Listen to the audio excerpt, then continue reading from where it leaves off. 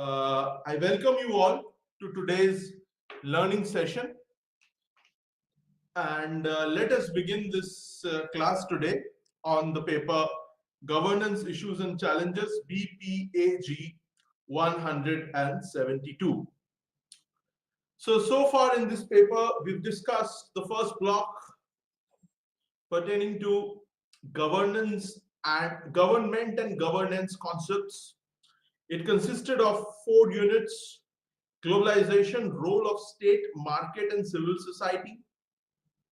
Governance, conceptual dimensions was the second unit. The third unit was pertaining to governance framework in India. And the fourth unit was pertaining to stakeholders in governance. Moving on, in the second block, we had 2 units. The second block was government and development, which we finished. It consisted of 2 units. Unit 5, which was pertaining to changing dimensions of development. The 6th unit was pertaining to strengthening democracy through governance. Moving on, the third block is what we've been doing. And in the third block, which is governance emerging perspective, so far we've done 3 units in this block. We've covered governance, challenges and changing role of bureaucracy. That was the 7th unit. The 8th unit, which we've covered, is pertaining to information and communication technology and governance, that we've done in the previous class. And the 9th unit also we've covered in the previous class, which was concerning the role of media in governance. Today we're going to do 2 units. That's the 10th unit, corporate governance, and the 11th unit, sustainable human development. So let us begin today's class with the 10th unit, that is corporate governance. So the notion of corporate governance has gained more prominence in recent years through concerns for the effective functioning of the corporate organizations in a proper framework. Has been there for a long time. So the notion of corporate governance has gained more prominence in recent years, though concern for the effective functioning of the corporate organizations in a proper framework has been there for a long time. There's always been differentiation between public administration and the private administration. While the former is concerned about the public or governmental domain, which entails public policy implementation and functions through the legislature, executive, and judiciary, the latter is concerned about the corporate entity that works for the profitability of the organization. In such a context, with the coexistence of public and corporate sectors, the need for corporate governance was felt in recent years, with some corporates resorting to unethical means to earn huge profits. In particular, in the era of globalization, where there is increasing corporate scandals, inflated revenues, financial crisis, and the mismanagement by the board of directors, the need for a strong governance framework has been felt in ensuring efficient and effective functioning of the enterprises. In crux, effective corporate governance is essential for the growth, profitability, and stability of the business vis-a-vis economy, and for the welfare of the society at large. Corporate governance promotes economic development, strong financial systems, and the sustainability of the business. In this unit, we shall be introduced to the concept of corporate governance, its meaning and significance. In addition, an analysis of the principles and models of corporate governance shall be done. The unit shall give a trajectory of growth of corporate governance. It will also discuss the initiatives taken at the global and national level in the domain of corporate governance. The concept of corporate governance gained momentum in the late 1980s with the basic purpose of promoting balance in corporate enterprise and ensuring accountability. The term corporate is derived from the Latin word corpus, which means a body. The Cadbury Committee of 1992 coined the term corporate governance, defines it as a system by which companies are directed and controlled. Before we actually get into the other definitions of corporate governance, it is important to understand the basic structure and the stakeholders involved in a corporate entity. There are three key players in the corporate governance sector. The first is the shareholders who have invested their money in the corporation. The second is the executive management who runs the business and is responsible to the board of directors. And the third is the board of directors who is elected by the shareholders and is accountable to them. The board of directors of the corporate entity is responsible for the governance of the company. The shareholders' role in governance is to appoint the directors and the auditors and to satisfy themselves that an appropriate governance structure is in place. The responsibilities of the board include setting the company's strategic aims, providing leadership to put them into effect, supervising the management of the business, and reporting to shareholders on their stewardship. The board's actions are subject to laws, regulations, and shareholders in general body meeting. So this is according to the Kumar Mangalam Birla Committee of 1999. Thus, corporate governance is about the way the business is directed, monitored, and controlled to attain its goals and objectives. It is guided by a set of principles, ethics, values, morals, laws, rules, and regulations.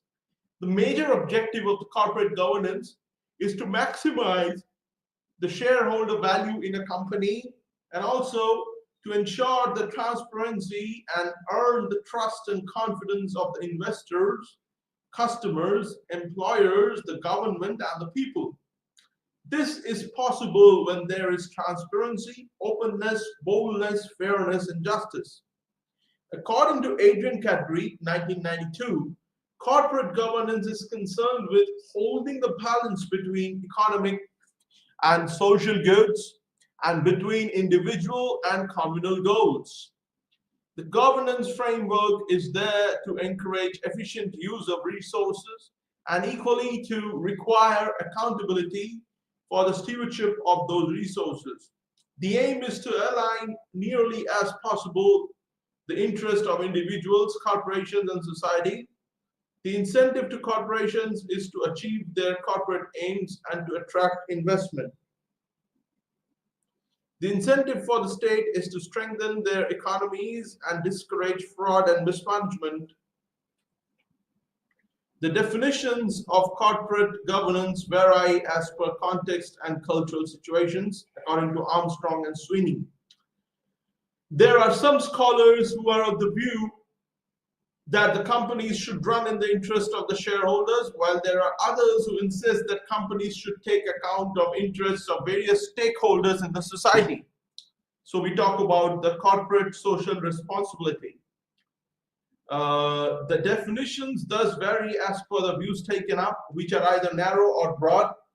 The narrow view of corporate governance looks at the set of rules, regulations, laws, institutionalized procedures, and norms, according to Alavattage and Vikramasinghe.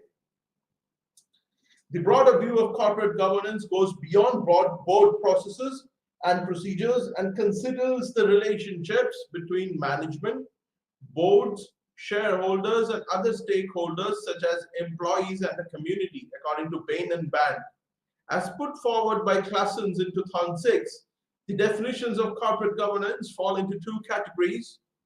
The first set of definitions is concerned with a set of behavioral patterns, the actual behavior of corporations in terms of such measures as performance, efficiency, growth, financial structure, and treatment of shareholders and other stakeholders.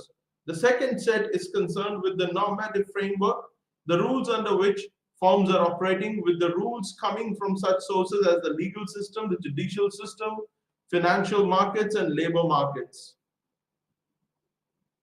In the Indian context, corporate governance is defined in the following ways. According to the Securities and Exchange Board of India, SEBI, corporate governance is all about recognition by management about their role as corporate trustees and immutable rights of shareholders as they are the real owners of a company. It's all about dedication to carry out good business performance through proper ethics and values by differentiating corporate and personal resources in the process of company management. Corporate governance.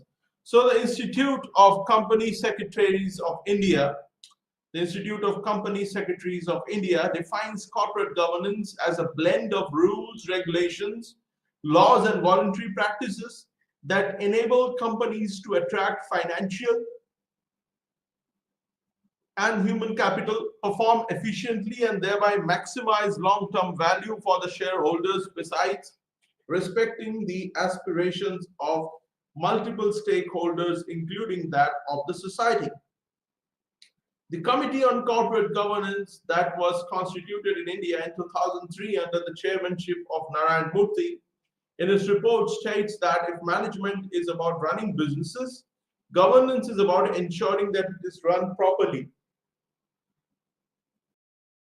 It is important that the companies are properly governed and managed, as it is of great significance in recent times, not only to the business entity, but also to the government, the various stakeholders, and the society at large. Corporate governance is necessary to bring clarity to the respective responsibilities of directors, company managers, shareholders, and auditors, and enhance the accountability so as to strengthen trust in the corporate system vis-a-vis capital market. Attract investors, both local and foreign, and assure them that their investments will be secure and efficiently managed and in a transparent and accountable process. That is strengthening capital market. Prevent fraud and malpractices or unethical behavior by companies. Create competitive and efficient companies and business enterprises. Promote efficient and effective use of limited resources. Ensure long-term value creation, performance, and sustainability of the company, which will be in the interest of large stakeholders. Build public confidence in the corporation. In addition, Majuri observes that an effective corporate governance framework is needed, which will facilitate the enterprise to strive towards efficient use of resources, which in turn promotes economic development. Ensure compliance of needed regulatory requirements, laws, and regulations. Create confidence among the stakeholders. Promote shareholder activism. The investor has a key role in the present governance system. The faith and trust of the investor can be secured through information dissemination, participation, and transparency in activities of the enterprise, and establishing a board of management's accountability to the enterprise, stakeholders, and society at large. The corporate frauds and governance failure occurring globally make it necessary for institutionalizing proper norms and laws with international requirements for governing a company. So there are no globally accepted set of principles that can be applied to corporates. However, across the world, many of the corporates, governments, practitioners, and academicians have laid down certain basic principles for corporate governance. In other words, they are the guidelines based upon the ethics and values of the society for good corporate governance. In particular, the OECD principles of corporate governance, which were given in 2004, the Organization for Economic Cooperation and Development, which mostly consists of European countries, developed countries. It is the benchmark. The OECD principles of corporate governance is the benchmark for policymakers, investors, corporations, and other stockholders.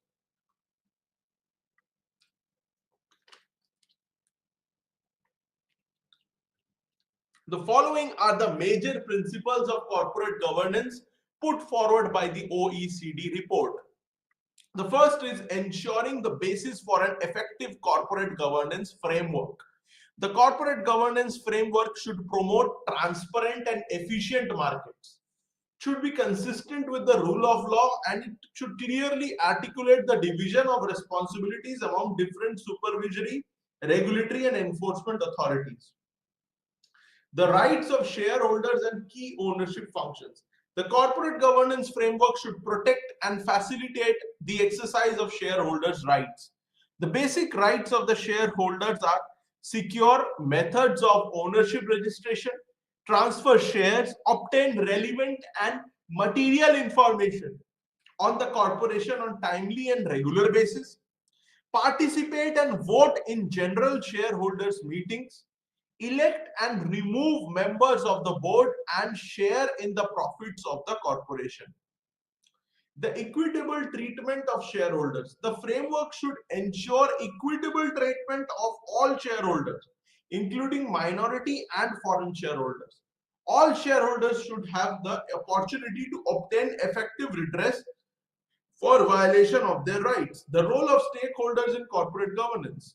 The framework should recognize the rights of stakeholders established by law or through mutual agreements and encourage active cooperation between corporations and stakeholders in creating wealth, jobs, and the sustainability of financially sound enterprises. The fifth is disclosure and transparency. The framework should ensure that timely and accurate disclosure is made on all material matters regarding the corporation, including the financial situation, performance, ownership, and governance of the company. The responsibilities of the board, that is the sixth one. The framework should ensure the strategic guidance of the company, the effective monitoring of management by the board, and the board's accountability to the company and the shareholders.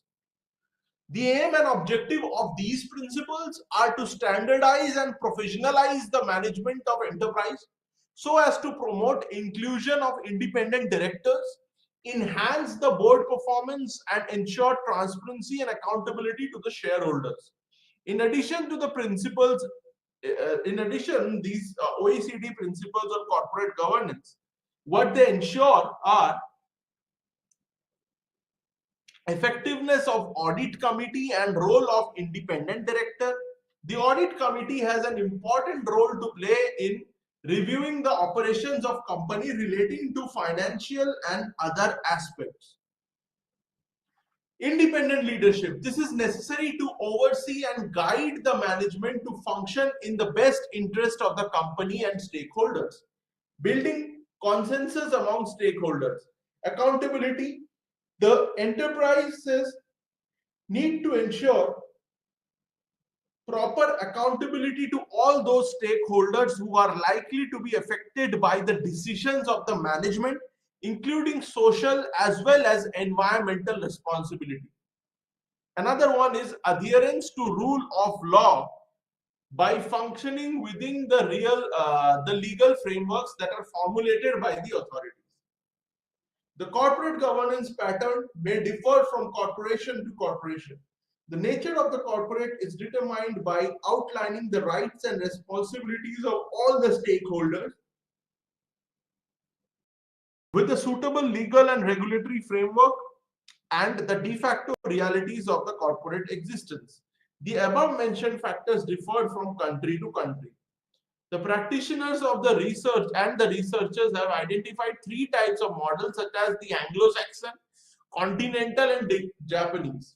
Each model is differentiated based on certain factors of the company, which includes major stakeholders in the company, share ownership pattern, composition of board and directors, regulatory framework, disclosure requirements of publicly listed stock corporations, and the interaction between the stakeholders. Anglo-Saxon model, the Anglo-US model. Generally, the Anglo-US model is described as the outside shareholders or outsiders control model. This model is prevalent in the UK and the USA. The key players in this model are management, board of directors, and shareholders. Here, the capital is raised through equity financing. It can be noticed that the New York Stock Exchange and the London Stock Exchange are placed in top positions across the world. In this model, the shareholders get powers and to appoint and dismiss the directors but they do not exercise direct control on the management of the enterprise. The boards of directors carry out the corporate activities with the help of various committees and the chief executive officer. The monitoring and supervisory control over the management is exercised by the board. The board dominates the company. The board dominates the company and controls the functioning of the management at arm's length. It is for this reason the model is called as outsider model. The Japanese model works consists of a network of suppliers and buyer companies, Kairetsu. The Japanese model of corporate governance is concerned with the code and conduct of the board of directors who are selected on behalf of the investors. So here the board of directors of the corporations consist of fully insiders. They are the heads of the central administrative body. The board of directors is responsible for monitoring and controlling the activities of the organization so as to enable effective management and protect the rights of investors. The Japanese model basically represents the interests of companies and employees rather than shareholders. The Japanese boards are larger than the boards of UK, US and Germany. The approx number of members of the board is 50. The next is continental model or Franco-German model. The German model is different from the UK, USA and Japan models. However, some of the factors are similar to the model of Japan. For instance, in Germany, the long-term stakes of the corporations are held by the bank, which is similar to the Japanese model too, where the bank officials represent the stakes of the Japanese corporations. Similarly, both the models have a two-tier system in managing their function. In Japan, the model consists of the general committee and the board of directors, wherein in Germany, the corporation consists of the management board and the supervisory board. As far as financial transactions are concerned, the German corporations prefer bank transactions instead of equity financing. Another significant feature of the continental model is that a major role is given to the auditors committee, which represents the stockholders and the labor. From the Anglo-Saxon and Japanese and continental models, it can also be observed that models are different from any. So it can also be observed that models are different from one country to the other, and sometimes even within the same country. The models are different from one corporation to the other. However, irrespective of the changes that are there in various models of corporate governance, there are some set of features that are followed in almost all models with minor variations. Some of the key compositions, as highlighted by Meduri in 2003, include the following. The first is shareholders elect directors who represent them. Directors vote on key matters and adopt the majority decisions. Decisions are made in a transparent manner so that shareholders and others can hold directors accountable. The company adopts accounting standards to generate the information necessary for directors, investors, and other stakeholders to make decisions. The company's policies and practices adhere to applicable national, state, and local laws.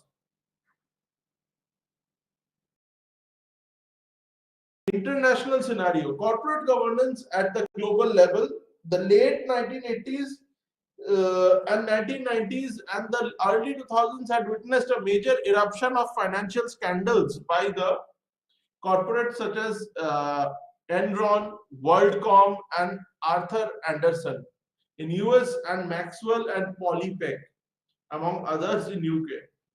This had mooted the debates on the importance of corruption, on the importance of corporate governance in general, and the rules of board of directors in particular. It further led to the enactment of the Accounting Industry Reform Act (IRA) of 2002 and the Code of Best Practices Cadbury Code of 1992 in US and UK.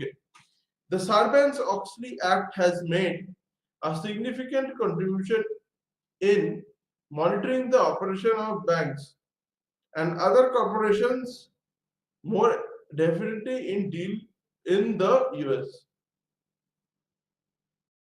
After this act, the corporations were brought under the intense public scrutiny. The focus was laid more on the quality of corporate governance standards. It can also be held that introduction of a Cadbury Code. It also led to the introduction of a Cadbury Code. The Cadbury Code not only made in UK, the Cadbury Code not only made all UK companies listed London Stock Exchange to follow them. So the Cadbury Code not only made all UK companies listed on the London Stock Exchange to follow this code, but also made them to give declaration statement of whether the Cadbury Code is followed or not in their annual reports. If certain code was not followed, they were also asked to explain the reasons for not complying with the same. This comply or explain format of self-regulation served as standards for investors to understand the facts about corporates listed in stock exchange. So the Cadbury report was followed by the Greenbury report of 1995 on executive pay package, the Hampel report of 1998 reviewed implementation of the Cadbury and Greenbury recommendations, which together became the combined code in 1998. Later, the Higgs report of 2003 on the role and effectiveness of non-executive directors and the Smith report of 2003 on the role and effectiveness of audit committees were incorporated into the updated and revised combined code of the London School of Economics in 2003. Indian scenario. In India, the evolution of corporate law has lineage to the colonial era, where several previous company legislations were structured based on parallel English legislations.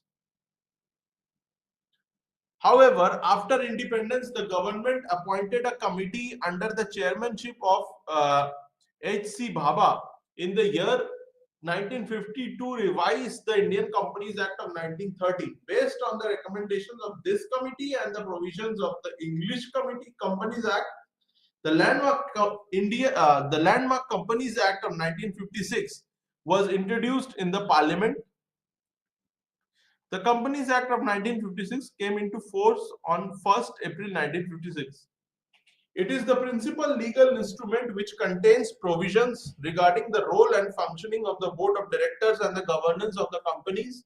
Since its formulation, this act has undergone several amendments based on the requirements. However, after deregulation, privatization, marketization, and globalization in 1991, India has renewed its interest and realized the need for corporate governance in the country's corporate sector. Over the years, government has come up with elaborate governance reforms for Indian companies based on the recommendations of a series of committees like the Kumar Mangalam Birla Committee of 1999, the Naresh Chandra Committee of 2002, the Narayan Murthy Committee of 2003, and the Adi Godrej Committee of 2012. The present corporate governance norms enshrined in the Companies Act 2013, enshrined in the Companies Act, SEBI listing agreement and clause 49 of the listing agreement are result of deliberations by these committees. Yet another committee, the Uday Kotak Committee, formed in June 2017, has submitted its report in October 2017. This report has recommended major overhaul of corporate governance norms for listed companies. The Ministry of Corporate Affairs, Confederation of Indian Industries, the Securities and Exchanges Board of India, SEBI, the Associated Chambers of Commerce and Industry, ASSOCHAM, Chartered Accountants of India, Institute of Company Secretaries of India are the few organizations which are continuously playing a vital role in the development and implementation of corporate governance in India. Understanding the dynamic nature of market environment, national and international, investors' behavior and companies' characteristics, changing context and times, the above said organizations have been constituting various committees to recommend rules, regulations, and policies in the form of reports for good corporate governance practices. The reports of various committees helped a lot in streamlining the corporate governance in India. The above committees have broadly recommended various corporate governance measures such as size of board management, its composition, members' qualification, their remuneration, roles and responsibilities of board members, meeting procedure, role of chairman, functions, roles and responsibilities of executive management, content of company's annual report to be submitted to the board member and other stakeholders, roles and responsibilities and rights of shareholders, formation of remuneration committee, constitution of audit committee, auditor qualification, the content of the company document submitted for audit purpose, its independence and its assisting role in the board of management, shareholder information, voluntary disclosure and transparency of information flow among all stakeholders, company preference, companies compliance with rules and regulations, laws with rules, regulations, laws, and more importantly, moral, ethical, and environmental compliance, risk management, independence of the board of management, etc. Thus, based on the major recommendations of some of these committees, there was a major overhaul of corporate governance in India, and many new modifications were made in the governance of corporate affairs in India at different point of time. The efforts towards ensuring better corporate governance aim at promoting independence of the board, its accountability to shareholders, stakeholders, the transparency in activities. Its accountability to stakeholders, transparency in its activities that lends credibility to this to the enterprise. So we are done with Unit 10. Now let's move to Unit 11, that is Sustainable Human Development. Sustainable human development is a combination of two components: sustainable development and human development. It is a desirable objective that aims to be socially inclusive, bring about socio-economic prosperity and intergenerational equity. A working definition of sustainable human development refers to equitable human and social development, maintaining environmental integrity and ensuring that these conditions also be attainable for future generations. At the Advanced Consortium on Cooperation, Conflict and Complexity, AC4, Columbia University, 4 propositions have been presented to the purpose of to identify the purpose of SHD. According to this, SHD involves the prevention of deprivation of basic human needs.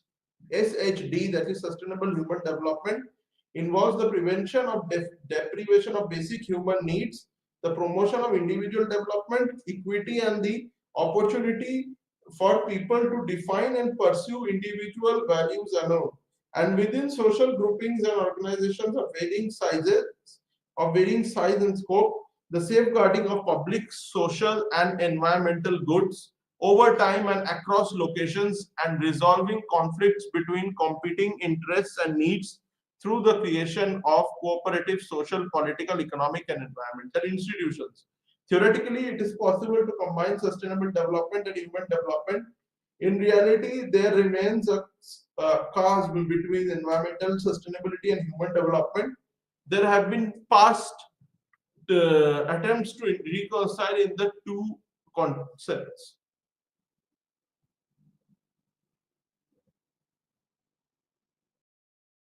For example, indices for environmental sustainability, such as Environmental Performance Index, Environmental Vulnerability Index, the Environmental Sustainability Index, the IUCN Red List, which evaluate the socio-economic and ecological aspects of sustainability.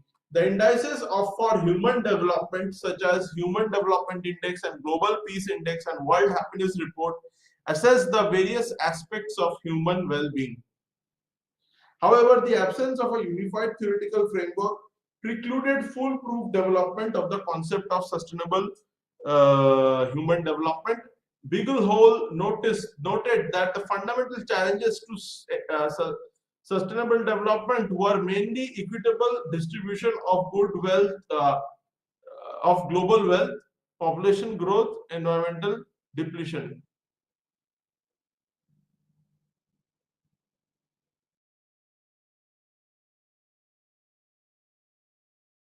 While the Millennium Development Goals and Sustainable Development Goals provided what needed to be achieved, they did not tell how to achieve those goals for the realization of sustainable human development.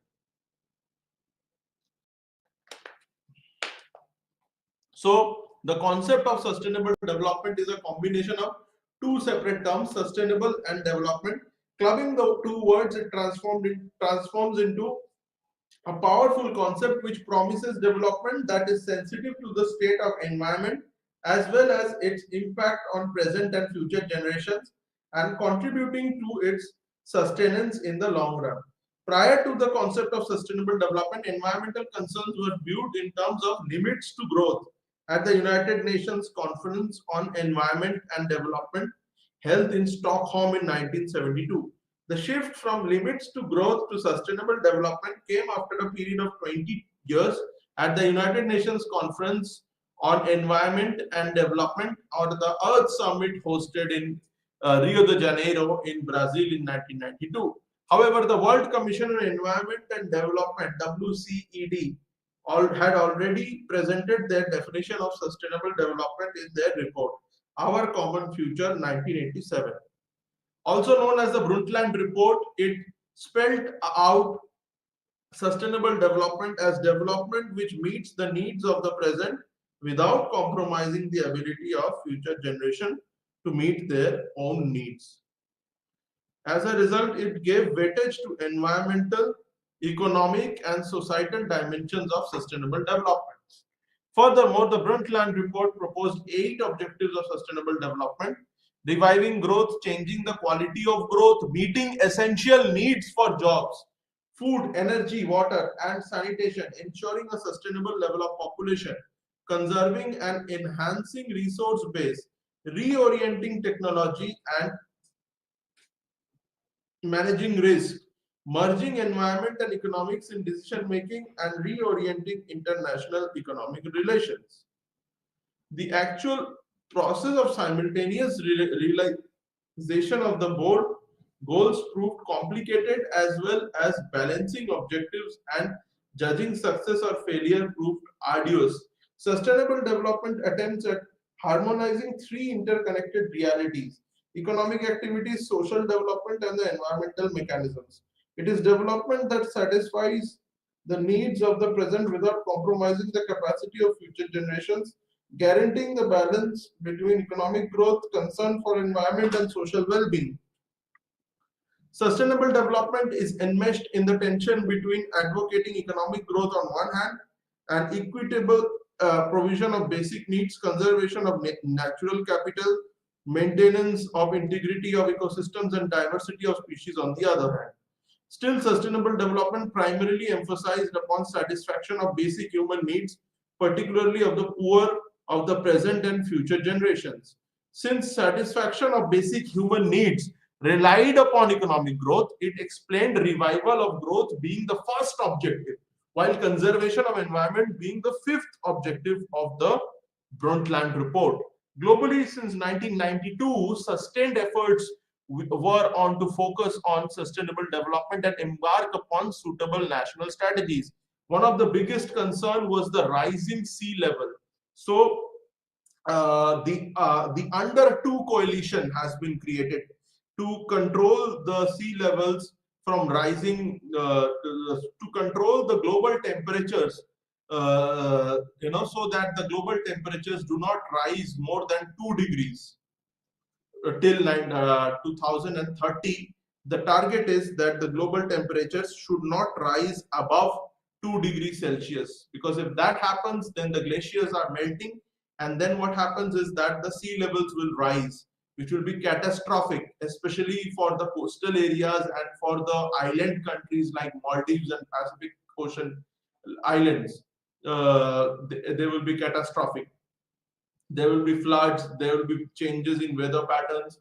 So to control the rise in global climate, and to keep it below 2 degrees Celsius, this Under 2 coalition has also been created, and countries have been assigned certain nationally determined contributions as well.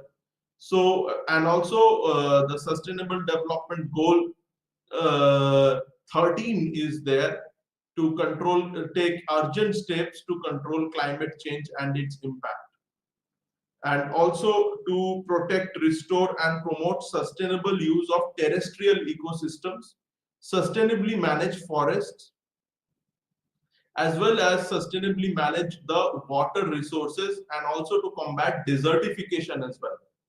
So all these things are part of sustainable development. So the UN Summit on Sustainable Development, the formulation of Millennium Development Goals, later the Sustainable Development Goals, are measures in this direction. The Sustainable Development Goals laid down by United Nations General Assembly in 2016, considered as global goals, are a universal call for action to end poverty, protect the planet, and ensure that people enjoy peace and prosperity. These are 17 goals. Sustainable Development Goals built on the success of Millennium Development Goals, MDGs, include new social and economic development areas such as health, education, water, sanitation, climate change, economic inequality, innovation, peace, social justice, and so on. The concept of human development is based on the idea that expansion of a person's capability consequently expands his her choices. So this is can be linked to the concept of the capability theory of Amartya Sen, who is a Nobel laureate. While income is considered to be an important component, it is also recognized that development means more than accumulation of income and wealth. Alternatively, realization of goals of human development require good governance to provide an enabling environment. The United Nations Development Programme, UNDP, brings out human development reports that indicate the parameters of human well-being examined from various perspectives in different countries of the world. In the first Human Development Report published in 1990, the novel human development approach was introduced, which emphasized on enrichment of human life instead of enrichment of economy. Its basic premise was people are wealth of a nation. The Human Development Report Office, HDRO, of the United Nations Development Programme defines human development as expanding the richness of human life rather than simply the richness of the economy in which human beings live. It makes the case for a human development approach where people are able to enjoy greater freedom, opportunities, and choices. In other words, this approach promotes people-centric rather than growth-centric ideas, along with the creation of an environment of equitable opportunities and choices for everyone to develop to their full potential and to have a reasonable chance of leading a productive and creative lives that they value later. During the later half of the 20th century, a perception emerged that GDP was not the suitable indicator of global well-being. While the 1960s witnessed demand to divest gross domestic product as a measure of well-being, 1970s and 80s were characterized by arguments for an alternative approach that transcended the gross domestic product to include parameters such as fulfillment of basic needs, redistribution of with growth and employment. Today, human development approach consists of two dimensions. The first is directly enhancing human abilities. This includes long and healthy life, knowledge, and decent standard of living. The second is creating conditions for human development. This encompasses participation in political and community life, environmental sustainability, human security and rights, and gender equality. Sustainable human development. The above analysis of human development approach underscored whether people can be and do things desired in a lifetime. The practical aspect of the human development approach is expressed as Human Development Index, HDI. Human Development Index evaluates a country's development based on the criteria of human capabilities instead of economic growth per se. It does so by assessing overall performance of core aspects of human development, a long and healthy life, being knowledgeable, and enjoying a decent standard of living. For example, a long and healthy life is measured by life expectancy at birth. Education criteria is measured by mean of years of schooling for adults aged 25 years and more, and expected years of schooling for children of school entering age. And standard of living criteria is measured by gross national income per capita. So the Human Development Index is tabulated as the geometric mean of normalized indices for each of the three core aspects of human development. The concept of human development was pioneered by intellectuals such as Mahbubul Haq and Amartya Sen. According to this, human development is considered as development of the richness of human life and not the wealth of the economy. Mahbubul Haq, appointed as the special advisor to the United Nations Development Program in 1989, initiated the publishing of annual reports by the Human Development Report Office, HDRO, which subsequently published the annual reports. Within less than 50 years of its genesis, it transformed into a powerful agency mobilizing governments and non-governmental organizations, NGOs, as well as triggering innovative thinking in development economics. It steered focus to the human aspect of development policy of governments because it recognized people as the real wealth of a nation, and human development is the end. Economic growth is a means. Human development is considered as a process of expanding the real freedom that people enjoy.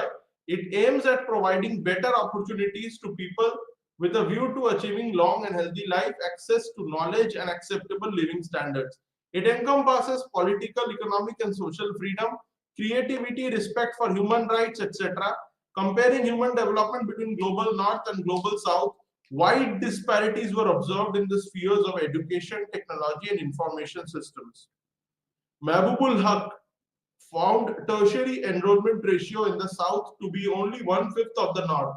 Research and development expenditure to be 4% and to be only 4%, and expenditure on scientific and technical personnel to be only 1/9. He surmised that the huge gaps in technological progress and limited market opportunities would acutely disturb attainment of human development. Mahbubul Haq believed that strong recommendations forwarded in 1992 Human Development Report would ensure that no single human being is ever condemned by the sheer accident of birth, but has equitable access to the entire range of national and global opportunities to develop his or her full human potential.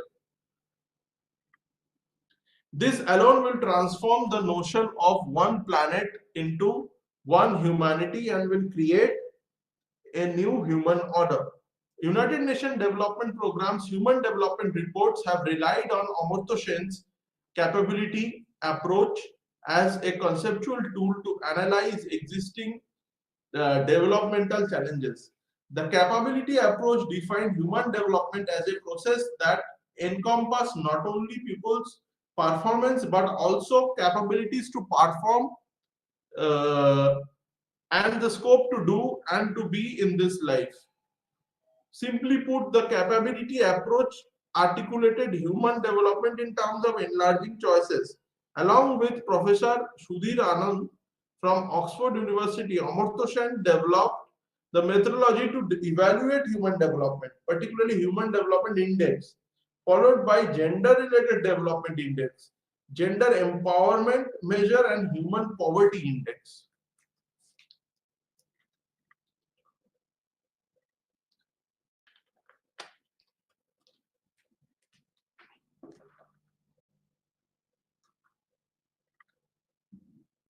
The goal of sustainable human development emerged decisively at the 1995 World Summit for Social Development held in Copenhagen. Also known as the Copenhagen Declaration, it promised to make development people oriented or people centric. This idea of sustainable human development appeared in the Human Development Reports too as a firm alternative to the current development paradigm. The United Nations Development Programme from 1990 to 1997 framed it in terms of processes that enlarged people's capabilities and choices to facilitate fulfillment of their needs.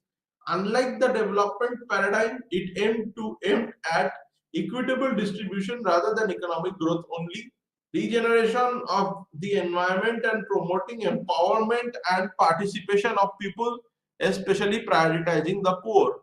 It gave importance to people's welfare and security instead of income, consumption, or productivity only, so that people were both the means and ends of development.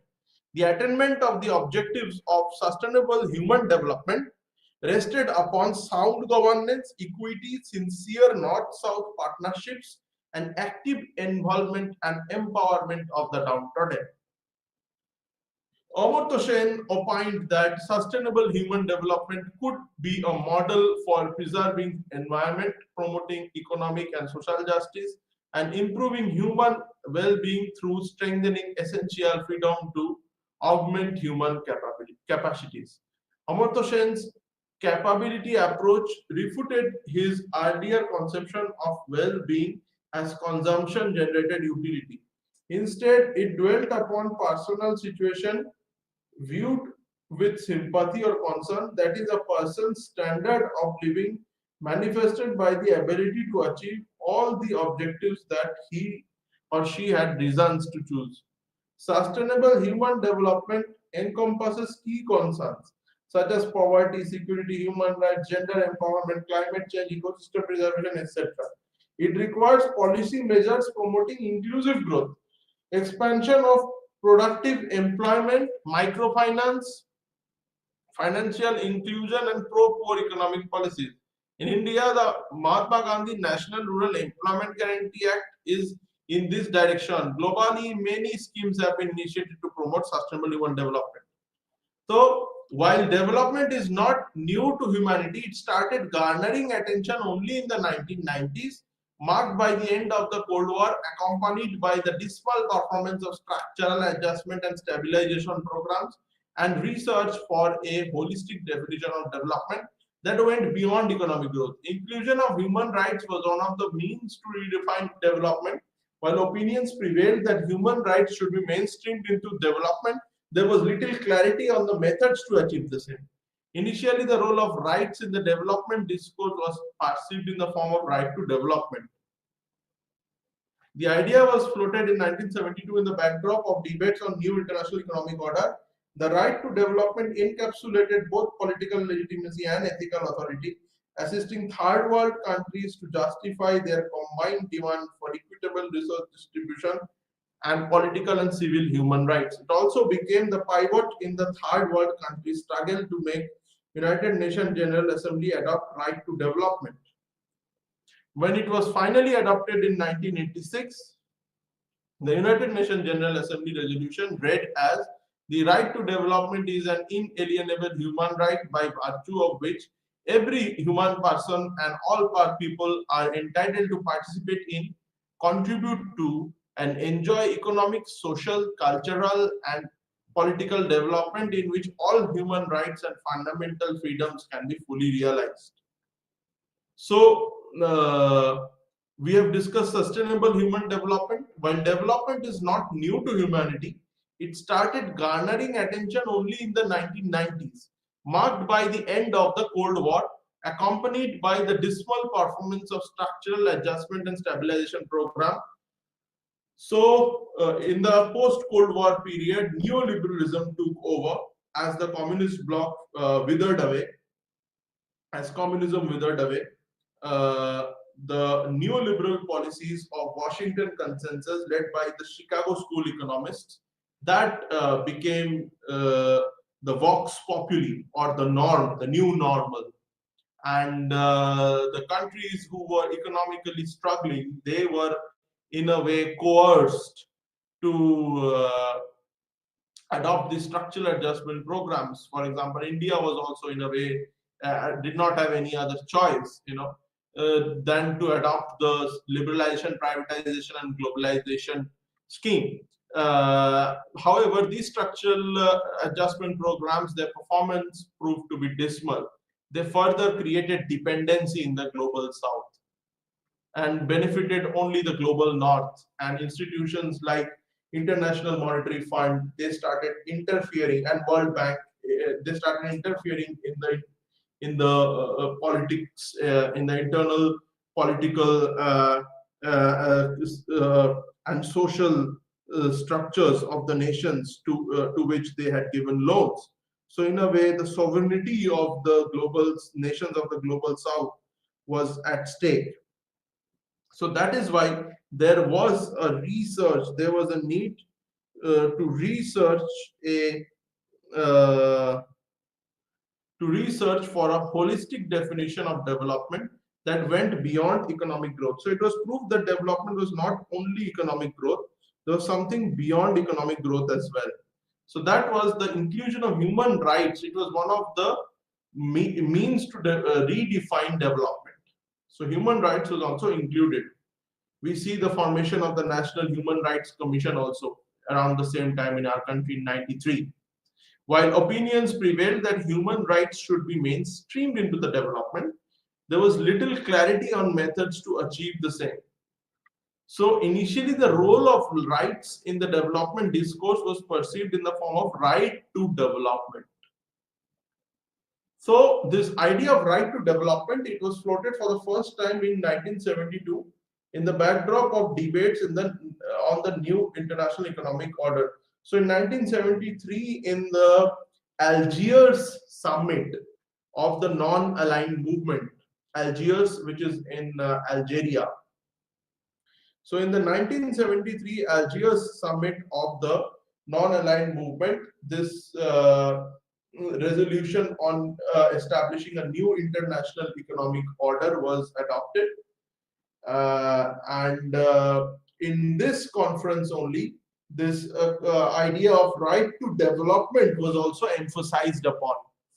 The right to development encapsulated both political legitimacy and ethical authority, assisting third world countries to justify their combined demand for equitable resource distribution and political and civil rights. So this right to development, it became a pivot in the third world countries, especially the non-aligned countries and those countries who were newly decolonized. So this right to development, it became a pivot in the third world countries' struggle to make the United Nations General Assembly adopt the right to development. So when the right to development was finally adopted in 1986, the United Nations General Assembly resolution, it read like, the right to development is an inalienable human right, by the virtue of which every human person and all people are entitled to participate in, contribute to, and enjoy economic, social, cultural, and political development, in which all human rights and fundamental freedoms can be fully realized. So we have finished the 11th unit as well. So in today's class, we have discussed the 10th and the 11th unit. We'll be discussing the 12th unit in the next class. Thank you so much for joining today's class. Namaste.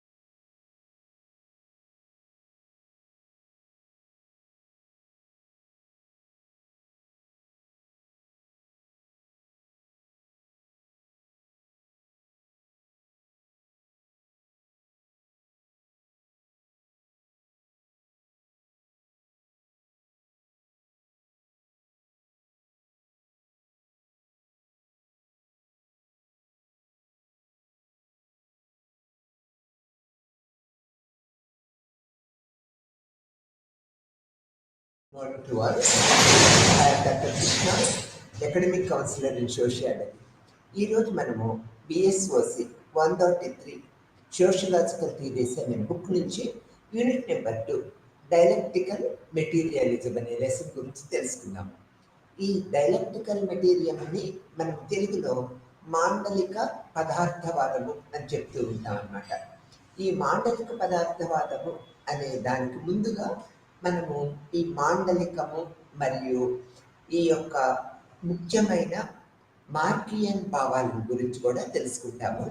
Curl ఊహించిన dynamic మరియు సామాజిక మార్పుకు సంబంధించిన మొత్తం భావనాత్మక విషయాలన్నింటినీ కూడా మనం ఈ లెసన్లో తెలుసుకుంటాము. దీన్ని మాండలిక పదార్థవాదము అని చెప్తూ ఉంటాం అన్నమాట. ఇక్కడ ఈ అర్థంలో ఒక నాక్ అనే శబ్దం ఉన్నది. ది వాస్ డెబిరియన్స్, ది ఫిష్ డైలెక్టిక్, ది ప్రాసెస్గా ది ప్యూర్ ది యాక్టివ్ అనే ఆరోహణ మరియు అవరోహణ ట్యూన్ల ఈ యొక్క ప్రక్రియ ఇది అధిక నీటి ఉనికిని వివరిస్తుంది.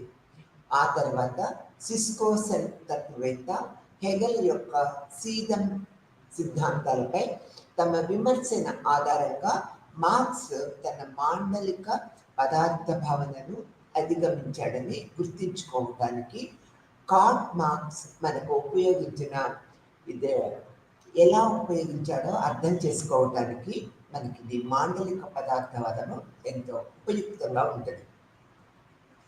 హెగెల్ మాండలికం యొక్క రెండు దృక్కోణాలను మనిషిపై తన వ్యామోహము మరియు ప్రక్రియ యొక్క విస్తృత ఉపయోగంతో కలిపి ఒక ప్రక్రియను ఉపయోగించాడని చెప్పుకోవాలి.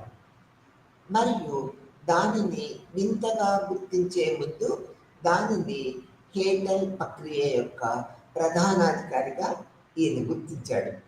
మానవ జ్ఞానము ద్వారా ఇతర విషయాలను జ్ఞానము యొక్క దేవుడు, మానవ ఆలోచన యొక్క వర్గము, అదే సమయంలో భూమి మరియు తర్కం యొక్క లక్ష్యము రూపాలను సమానము. అదే సమయంలో హోయింగ్ యొక్క సిద్ధాంతము షో హోయింగ్ స్వభావానికి మరింత హెగెల్ ప్రతిపాదించారు. ఇక్కడ క్రియాశీలక పిల్లి అనేది వార్టీ హోప్ వ్యతిరేకతను గ్రహించటం కంటే ఇరుకైనది అని హెగెల్ ప్రతిపాదించారు. ఇది వనాయిచ్ డెవ్కిన్నెర్కు అనుకూలమైన దాన్ని బయటికి తెస్తుంది. ఇది ఇప్పుడు విలువైన స్థితిని మార్చే విధముగా మునుపటి తక్కువ అభివృద్ధి చెందిన దశను వివరిస్తూ ఉంటుంది. స్వేచ్ఛ యొక్క స్పృహను నిరూపించడానికి హెగెల్ ఎపిక్ డ్యూటీగా మారే ప్రక్రియ కూడా ఎల్లప్పుడూ ఉంటుంది అని హెగెల్ తన ప్రతిపాదనలో వివరించారనేది చెప్పుకోవాలి. ఆ తర్వాత మార్క్స్ మొదట్లో హెగెల్ తత్వ శాస్త్రానికి ఎంతో ప్రభావితమయ్యాడని చెప్పక తప్పదు. కానీ తరువాత అతను దాని ఆదర్శవాద స్వభావము కారణంగా అనేక విమర్శలు చేశాడు మరియు తమ స్వంత మాండలిక భౌతికవాదాన్ని ప్రతిపాదించారు. భౌతిక ఉనికి నుంచి కాకుండా స్పృహ నుండి మాండలిక నియమాలను తీసివేస్తున్నందుకు మెరీ హెగెల్ను విమర్శించాడు.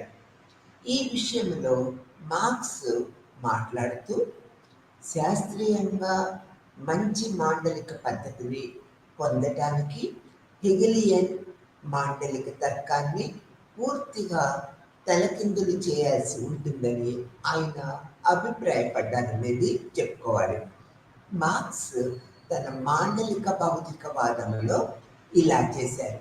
ఎలా అంటే ఇక్కడ హెగెల్కు విరుద్ధంగా ఇది అత్యున్నతమైనది మరియు వేతనాలు మరియు ఆలోచనలను నిర్ణయించేది మరియు దానికి విరుద్ధం కాదని ఈ యొక్క మార్క్స్ తన సిద్ధాంతపరమైన వ్యాసాలలో తెలియపరిచారు. తర్వాత మాండలిక శాస్త్ర నియమాలు ఇవి ఎలా ఉంటాయో మనం తెలుసుకుందాం. మార్క్స్ అభివృద్ధి చేసిన మాండలిక భౌతికవాదము హెగెలియన్ మాండలికవాదానికి పూర్తిగా వ్యతిరేకము. ఇది పదార్థం యొక్క వైరుధ్యాల పరంగా ప్రతిదీ వివరించటానికి నిరంతరము ప్రయత్నిస్తూ ఉంటుంది. మాండలిక భౌతికవాదము సహజ మరియు సామాజిక మార్పులకు వియుక్త చట్టాలకు అందిస్తూ ఉంటుంది. అది భౌతిక శాస్త్రానికి విరుద్ధంగా ప్రకృతిలో విషయాలు ఒకదానికొకటి అనుసంధానించబడి ఉన్నాయని మరియు ఒకదానికి ఒకటి నిర్ణయించబడతాయని ఇది నమ్ముతూ ఉంటుంది. ఇది ప్రకృతిని సమగ్రమత్తముగా పరిగణిస్తూ ఉంటుంది. మాండలిక భౌతికవాదము వాస్తవికత యొక్క నియమము, మార్పు యొక్క చట్టము అని ప్రకటిస్తూ ఉంటుంది అన్నమాట. అకర్బన ప్రకృతి మరియు మానవ ప్రపంచంలో స్థిరమైన పరివర్తన ఉంటుంది. శాశ్వతముగా స్థిరముగా ఏది కూడా ఉండదు, నిరంతరము మార్పు గురవుతూ ఉంటుంది. మార్క్స్ సహోద్యోగి ఫెడరిక్ ఏంజెల్స్ మాండలిక భౌతికవాదం యొక్క క్రింది 3 నియమాలను మనకి ముందుకు తెచ్చారు. అవేంటో ఇప్పుడు తెలుసుకుందాము. మొదటిది వ్యతిరేక ఐక్యత మరియు సంఘర్షణ చట్టం. ఇది మొదటిదిగా మనం చెప్పుకోవాలి. ఇది వ్యతిరేక ఐక్యత మరియు సంఘర్షణ చట్టంగా మనం చెప్పుకుంటూ ఉంటాము. ప్రతిదీ మారుతుందని మనము తెలుసుకున్నాము. మార్పు యొక్క స్వభావము మరియు దిశ గురించి కూడా మనము నేర్చుకుంటూ ఉంటాము. కానీ మార్పు వెనుక ఉన్న కారణం ఏమిటో ఇంకా చూడవలసి ఉంటుంది. మార్పుకు దారి తీసేది ఏమిటి? వ్యతిరేక ఐక్యత మరియు సంఘర్షణ యొక్క చట్టము మాండలిక శాస్త్రం యొక్క ప్రధాన అంశంగా మనము గుర్తుపెట్టుకోవాలి. ఈ చట్టము భౌతిక ప్రపంచం యొక్క శాశ్వత చలనము మరియు అభివృద్ధికి మూలాలను, నిజమైన కారణాలను ఇది వెల్లడిస్తూ ఉంటుంది. ఇది దృగ్విషయం యొక్క ఒక వస్తువు యొక్క అంతర్గతమైన భుజాలు, ధోరణులు, శక్తులు ఉన్నాయని మనకి తెలియపరుస్తూ ఉంటుంది. అవి పరస్పరము ప్రత్యేకమైనవి కానీ అదే సమయంలో ఒకదానికి ఒకటి ముందుగానే ఊహిస్తూ ఉంటాయి. ఈ వ్యతిరేక వైరుధ్యాల ధోరణులు యొక్క విడదీయరాని పరస్పర సంబంధాలు వ్యతిరేకత ఐక్యతకు కారణాలు అవుతూ ఉంటాయి. ప్రపంచంలోని వస్తువులు మరియు దృగ్విషయాల యొక్క ఈ వైరుధ్యము సార్వత్రిక స్వభావము కలిగి ఉంటూ ఉంటుంది. ప్రపంచంలో వ్యతిరేకతలుగా విభజించలేని వస్తువు లేదా దృగ్విషయం అనేది ఉండదన్నమాట.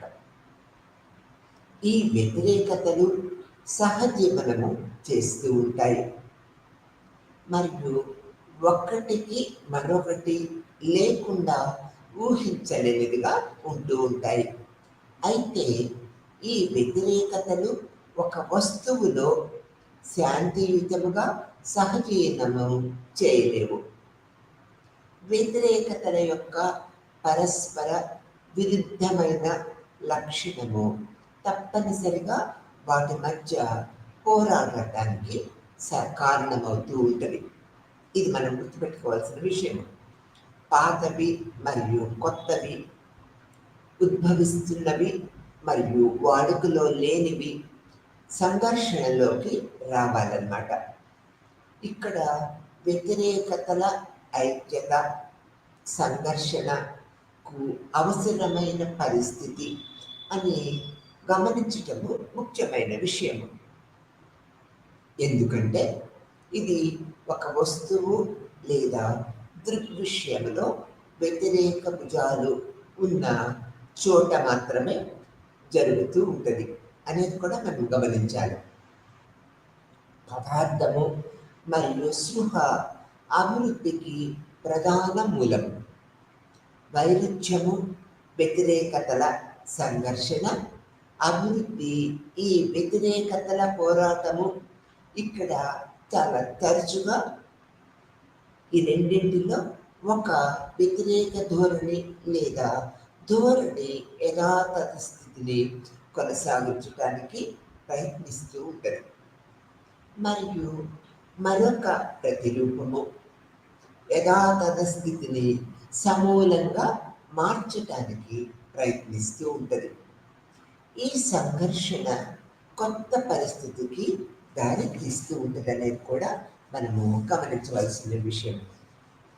తర్వాత వస్తువు అనే పరిణామాత్మక మార్పులు, తర్వాత పరిణతి చెందిన పరిస్థితులలో ఉనికిలోకి వచ్చినప్పుడు దృగ్విషయము లేదా దశ లేదా అభివృద్ధి జరుగుతుంది.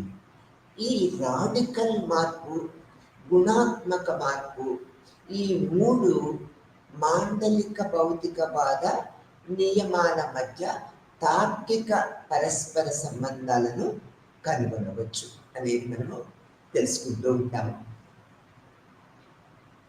ఒక రకమైన ఉద్యమానికి సహాయపడే లేదా అడ్డుకునే బాహ్య ప్రభావాల పాత్రను విస్మరించటము తప్పు. అయినప్పటికీ ప్రతి ఉద్యమము దాని మూలాన్ని అంతర్గత వైరుధ్యాల నుంచి తీసుకుంటూ ఉంటుంది.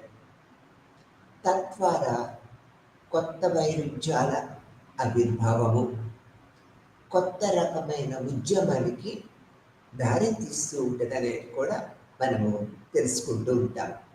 అయితే వాటి అదృశ్యము ఇతర వైరుధ్యాలు కారణమైన మరొక రకమైన ఉద్యమానికి దారి తీస్తూ ఉంటుంది. వ్యతిరేకతలు ఎప్పటికీ పూర్తిగా సమతుల్యము కావు. వ్యతిరేకతల సమాన ప్రభావము అయిన ఐక్య తాత్కాలికమైనది మరియు సాపేక్షికమైనది. అయితే వాటి సంఘర్షణ శాశ్వతమైనదిగా మనము గుర్తించవలసిన విషయం. ఈ పరిణామాత్మక మార్పుల నుంచి గుణాత్మక మార్పులకు పరివర్తన నియమాలు మరియు తిరస్కరణ యొక్క నిరాకరణ నియమాలు రెండింటినీ ఐక్యత మరియు వ్యతిరేకతల సంఘర్షణ చట్టం యొక్క ప్రత్యేక సందర్భాలుగా మనము పరిగణించవచ్చు. ఇది అన్ని అభివృద్ధి మరియు మార్పులకు మూలాలను వెల్లడిస్తూ ఉంటుంది. దీనివల్ల మనము యథార్థత అనేది తెలుసుకోగలుగుతాము. సమాజ అభివృద్ధి చరిత్రలో వరుస ఉత్పత్తి విధానాలను వర్తింపజేస్తే వ్యతిరేకతల ఐక్యత మరియు సంఘర్షణ యొక్క ఈ విముక్త నియమాన్ని వివరించవచ్చు మరియు అర్థం చేసుకోవటానికి కూడా వీలు కలిగిస్తూ ఉంటుంది. ఆ తర్వాత నిరాకరణ యొక్క నిరాకరణ నియమం అదేంటో ఇప్పుడు తెలుసుకుందాం. నిరాకరణ అనే పదాన్ని తత్వశాస్త్రంలో హెగెల్ ముందుగా ప్రవేశపెట్టారు. కానీ దానికి ఆదర్శవాదం అనే అర్థం కూడా ఉంది. ఆలోచన అభివృద్ధిలో తిరస్కరణ ఉంటుందని హెగెల్ అభిప్రాయపడ్డారు, నమ్మారు అని చెప్పక తప్పదు.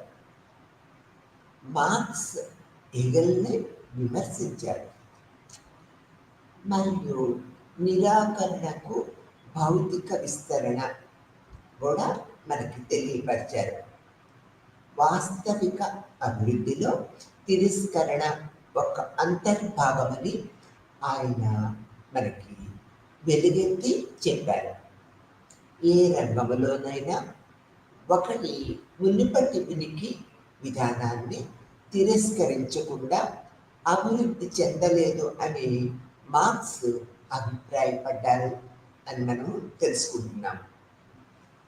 దానిని వివరిస్తూ ఉదాహరణకు భూమి యొక్క క్రస్ట్ అభివృద్ధి అనేక భౌగోళిక యుగాలకు గురైందని, ప్రతి కొత్త యుగము మునుపటి దాని ఆధారంగా ఉద్భవించిందని, పాత దాని యొక్క నిర్దిష్ట నిరాకరణను ఇది సూచిస్తూ ఉన్నదనేది ఈయన అభిప్రాయపడ్డారు. జంతు ప్రపంచంలో కూడా పాత దాని ఆధారంగా ఉద్భవించిన ప్రతి కొత్త జంతు జాతి అదే సమయంలో దాని నిరాకరణను మనకి సూచిస్తూ ఉంటుంది. సమాజ చరిత్ర కూడా పాత సామాజిక క్రమాన్ని కొత్త దాని ద్వారా తిరస్కరించే గొలుసును కలిగి ఉంటుంది. రేమండ్ ఆరోస్ అనే సామాజిక సిద్ధాంతవేత్త 1965లో చెప్పినట్లుగా పెట్టుబడిదారీ విధానము భూస్వామ్య సమాజం యొక్క నిరాకరణ మరియు సోషలిజం పెట్టుబడిదారీ విధానం యొక్క నిరాకరణ అంటే నిరాకరణ యొక్క నిరాకరణగా ఆయన వెలువచ్చారు. జ్ఞానము మరియు విజ్ఞాన రంగంలో కూడా ప్రతి కొత్త శాస్త్రీయ సిద్ధాంతము పాత సిద్ధాంతాలను నిరాకరిస్తూ ఉంటుంది. ఉదాహరణకు తీసుకున్నట్లయితే బోర్ యొక్క అణు సిద్ధాంతము డాల్టన్ యొక్క పరమాణు సిద్ధాంతాన్ని తిరస్కరించింది. ఇది ఒక ఉదాహరణగా మనం చెప్పుకోవచ్చు. డార్విన్ సిద్ధాంతము మానవ పరిణామము మునుపటి ఊహాగానాలను తిరస్కరించింది. ఇక్కడ వీరి అభిప్రాయం ఏంటంటే పాత సిద్ధాంతాలను కొత్త సిద్ధాంతాలు తిరస్కరించి నూతనమైన సిద్ధాంతాలను మనకి అందిపుచ్చుకుంటున్నాయి అని చెప్పుకోవాలి. ఇక్కడ ఒక విషయము గుర్తుపెట్టుకోవాలి. తిరస్కరణ అనేది ఒక వస్తువు లేదా దృగ్విషయంలో బయట నుంచి ప్రవేశపెట్టబడినది కాదు, కానీ ఆ వస్తువు లేదా దృగ్విషయము యొక్క స్వంత అంతర్గత అభివృద్ధి ఫలితంగా ఉంటూ ఉంటుంది. ఈ యొక్క వస్తువులు మరియు దృగ్విషయాలు స్వంత అంతర్గత వైరుధ్యాల ఆధారంగా అభివృద్ధి చెందుతూ ఉంటాయి. అవి వాటి నాశనానికి, క్రొత్త ఉన్నత నాణ్యతలోనికి మారటానికి అనేకమైన పరిస్థితులను ఇవి క్రియేట్ చేస్తాయి అనేది వీరి యొక్క అభిప్రాయంగా చెప్పుకోవాలి. ప్రతికూలత అంటే పాతదాన్ని మైనల్ కోటరేకియన్స్ స్వీయ అభివృద్ధి, వస్తువుల స్వీయ కదలిక మరియు ఫోన్టాంగ్ ద్వారా అధిగమించటము, ఇది ప్రతికూలత అంటే. అందువలన పెట్టుబడిదారీ వ్యవస్థ యొక్క వైరుధ్యాలపై ప్రొలేషి కాపు స్థానాన్ని తీసుకోవాల్సిన పరిస్థితులు ఏర్పడ్డాయి అని చెప్పుకోవాల్సిన పరిస్థితి ఇక్కడ ఉందన్నమాట. కాబట్టి మాండలిక నిరాకరణ అనేది తిరస్కరించబడిన హోస్ట్ అనే వాస్తవాన్ని కలిగి ఉంటుంది. ఏదో ప్రస్తుత నేపాల్లో భాగం అవుతుంది. మరియు కొనసాగింపుకు గుర్తించటం మాత్రమే ఈ ప్రక్రియ. కొత్త మరియు ఇతర వస్తువుల అనుసంధానము అనేది నిరాకరణ యొక్క మార్కిస్టు అవగాహన యొక్క లక్షణంగా మనం ఇక్కడ చెప్పుకోవాలి. కొత్తది ఎల్లప్పుడూ పాతదాన్ని పూర్తిగా స్వాధీనం చేసుకోదని కూడా మనము గుర్తించాలి. ఎందుకంటే ఎప్పుడు పాతదాన్ని పూర్తిగా స్వాధీనం చేసుకోలేదు, కొత్త రూపాన్ని ఇది మనకి అందిస్తూ ఉంటుంది. ఇది కూడా పూర్తిగా మెకానిజం చేయదు. ఇది దానితో అనుగుణంగా సమీకరించబడుతూ ఉంటుంది మరియు రూపాంతరము చెందుతూ ఉంటుంది. ఇక్కడ పాత సిద్ధాంతాన్ని మొత్తము తుడిచిపెట్టుకొని పోయేటట్లుగా చేయదు, కానీ దాని రూపముతో పాటు కొత్త సమీకరణలను మనకి రూపాంతరంగా మనకు అందిస్తూ ఉంటాయనేది మనం గుర్తుపెట్టుకోవాలనేది ఇక్కడ భావన.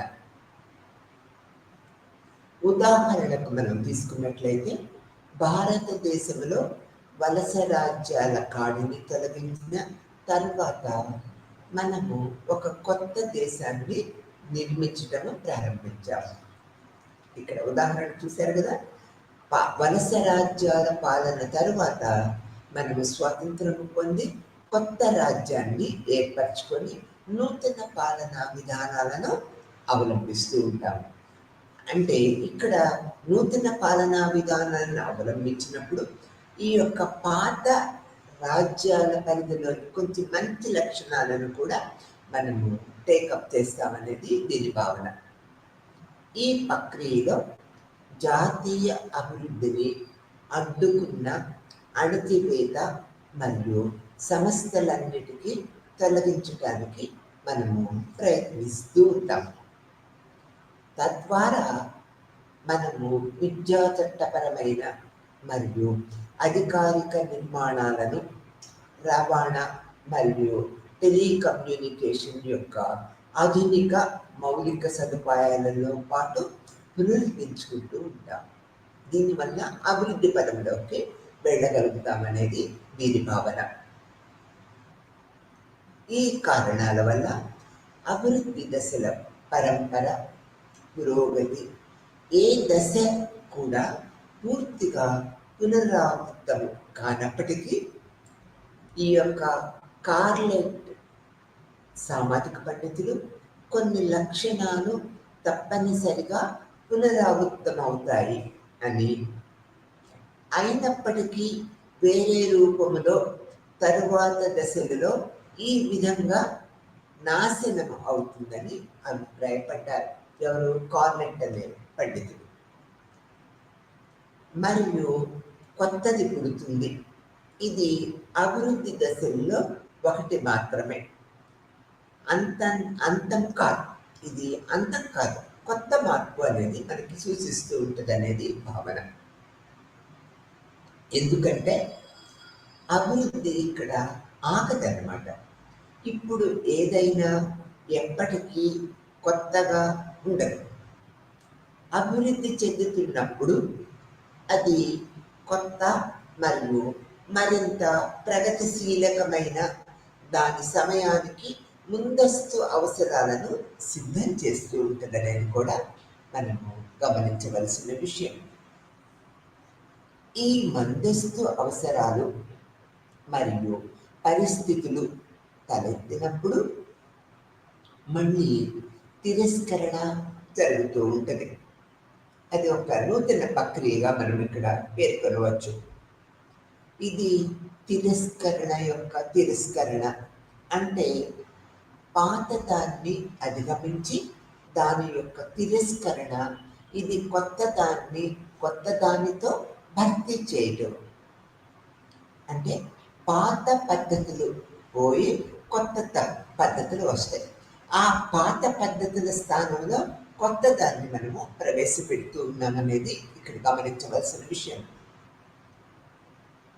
ఈ రెండవ తిరస్కరణ యొక్క వాస్తవిక అగాం నిరాకరణ అధిగమించటము మరియు అభివృద్ధి లెక్కలేనన్ని వరుస ప్రతికూలతలను అంతులేని భర్తీగా లేదా కొత్త దానితో పాత దాన్ని అధిగమించడము కనిపించే వరకు కొనసాగుతూ ఉంటుంది. ఇక్కడ మనం తెలుసుకోవాల్సింది ఏంటంటే, పాత సిద్ధాంతాన్ని రూపకల్పన చేసి కొత్త రూపకల్పన సిద్ధాంతానికి వచ్చినప్పుడు నిరంతరము పాతదాన్ని అధిగమించి, అంటే దానిని దాటి కొత్త ప్రక్రియలోకి మనము అడుగు పెడుతూ ఉంటాము. ఈ కొత్త ప్రక్రియలోకి అడుగు పెట్టడానికి ఎంత కాలమైనా మనము తీసుకుంటాము. తీసుకొని కొత్త విలువలకు మనము కట్టుబడి ఉంటామనేది భావనగా మనం గుర్తించాలి. ఆ తర్వాత పరిణామ నాణ్యతగా మార్చే నియమం ఎలా ఉంటుందో మనం ఇప్పుడు తెలుసుకుందాం. ప్రకృతిలో ప్రతిదీ ఖండాంతర కదలిక మరియు మార్పు స్థితిలో ఉంటూ ఉంటుంది.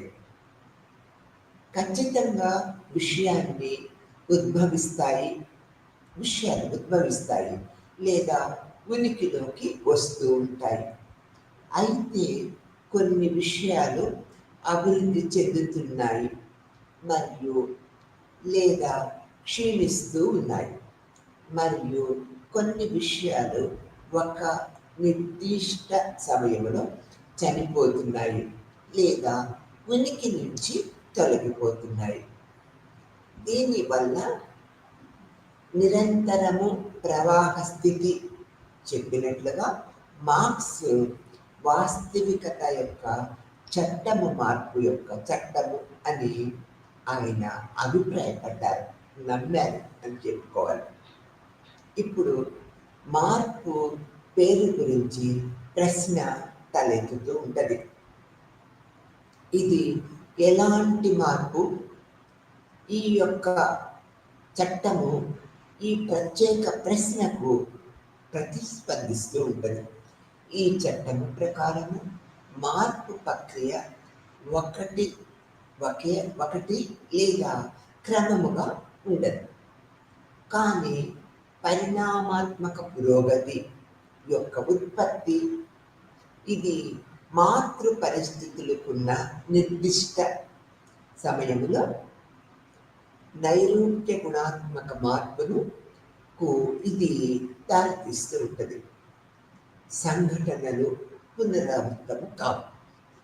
ఈ మార్పు ఎల్లప్పుడూ వాస్తవికత యొక్క ఉన్నత స్థాయికి కేవలము సంక్లిష్టముగా, సజాతీయముగా లేదా వైవిధ్య స్థాయిలను కలిగి ఉంటుంది. దీన్ని మనము మార్పుగా పరిగణించవచ్చు అనేది మార్క్స్ యొక్క అభిప్రాయంగా మనము చెప్పుకుంటూ ఉంటాము. పరిణామాత్మక మరియు గుణాత్మక మార్పుల యొక్క ఈ అంశాన్ని మనము విశదీకరిస్తాము.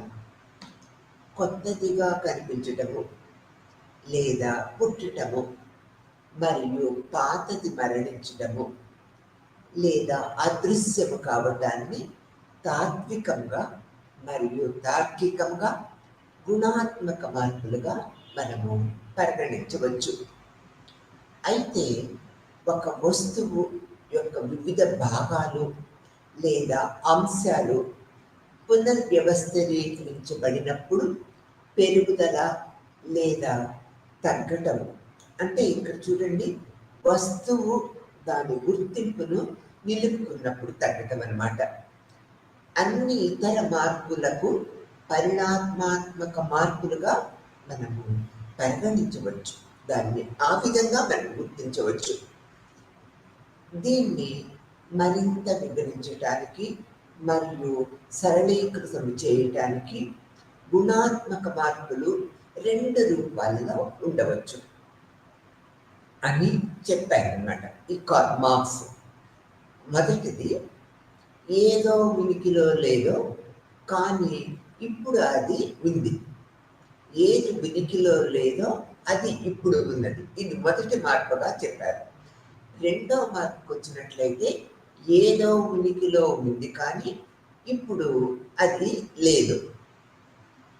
పరిణామాత్మక మార్పులు మరొక వైపు అనంతంగా వైవిధ్యము కలిగి ఉంటూ ఉంటాయి.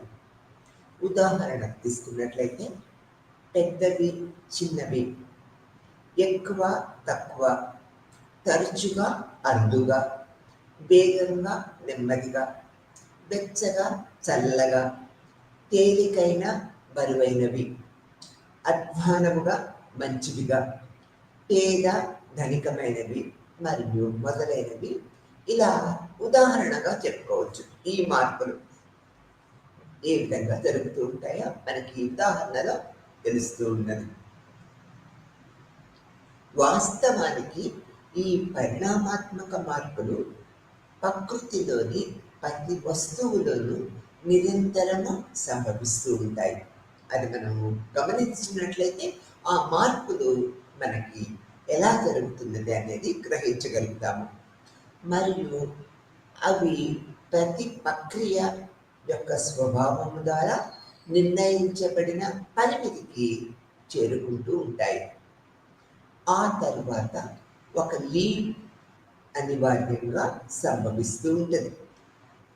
నిరంతర మార్పుకి అంతరాయం కలిగించే పరిమితిని కొలత తత్వశాస్త్రముగా ఆయన వర్ణించారు. ఈ లీపు గుణాత్మక మార్పు ఒక నిర్దిష్ట ఉదాహరణ చెప్పాలంటే భారత జాతీయ స్వాతంత్ర ఉద్యమము దానికి పైగా కొనసాగింది.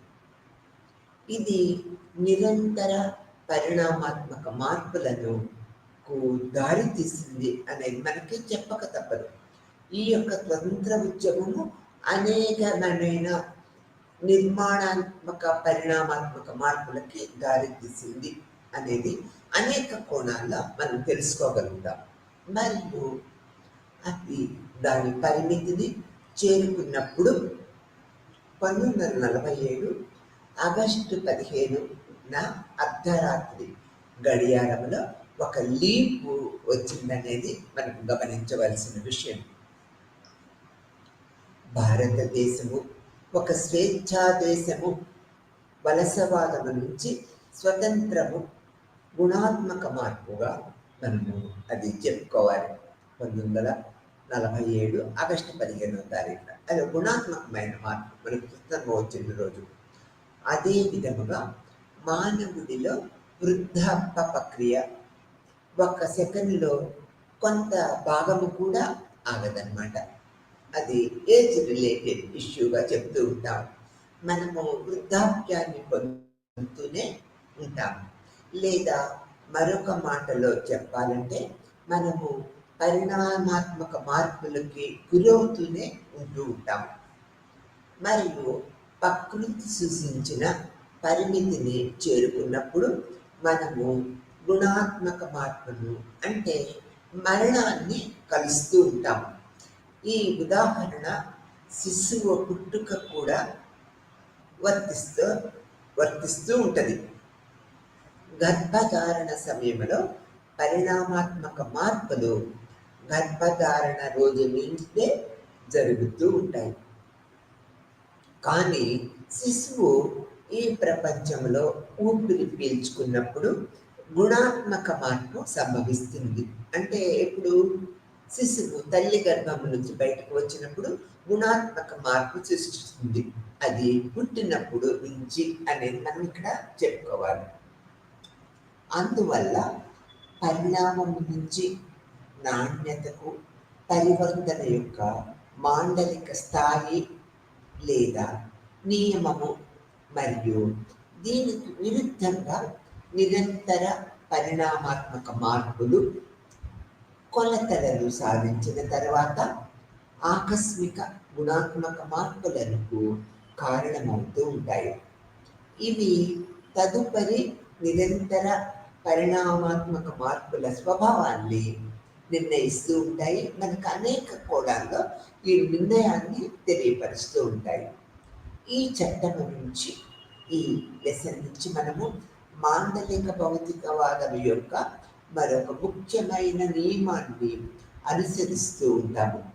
దీనిని నిరాకరణ నియమం అని కూడా మనము పిలుస్తూ ఉంటామనేది చెప్పుకోవాలి. ఆ తర్వాత మాండలిక భౌతికవాదం యొక్క చట్టాల అన్వయము ఎలా ఉంటుందో మనము తెలుసుకోవాల్సిన విషయం. మాండలిక భౌతికవాద సూత్రాలు లేదా నియమాలు ప్రకృతికి, వృక్షానికి మరియు సమాజానికి సమానముగా వర్తిస్తూ ఉంటాయి. ఈ చట్టాలను సమాజ చరిత్రకు వర్తింపచేసినప్పుడు చారిత్రక భౌతికవాదం యొక్క ఆకారము మనకి కళ్ళకు కనిపిస్తూ ఉంటుంది. ఉదాహరణకి అంగారక గ్రహం ప్రకారము భూమి సమాజము ఆసియా, పురాతన, భూస్వామ్య మరియు పెట్టుబడిదారీ వంటి అనేక ప్రధాన ఉత్పత్తి ద్వారా వెళ్ళిందని మనము ఇప్పటికే మునుపటి యూనిట్లో అధ్యయనం చేశాము. చివరకు ఈ యొక్క మార్కియన్ సిద్ధాంతము ప్రకారము సామూహిక రూపం.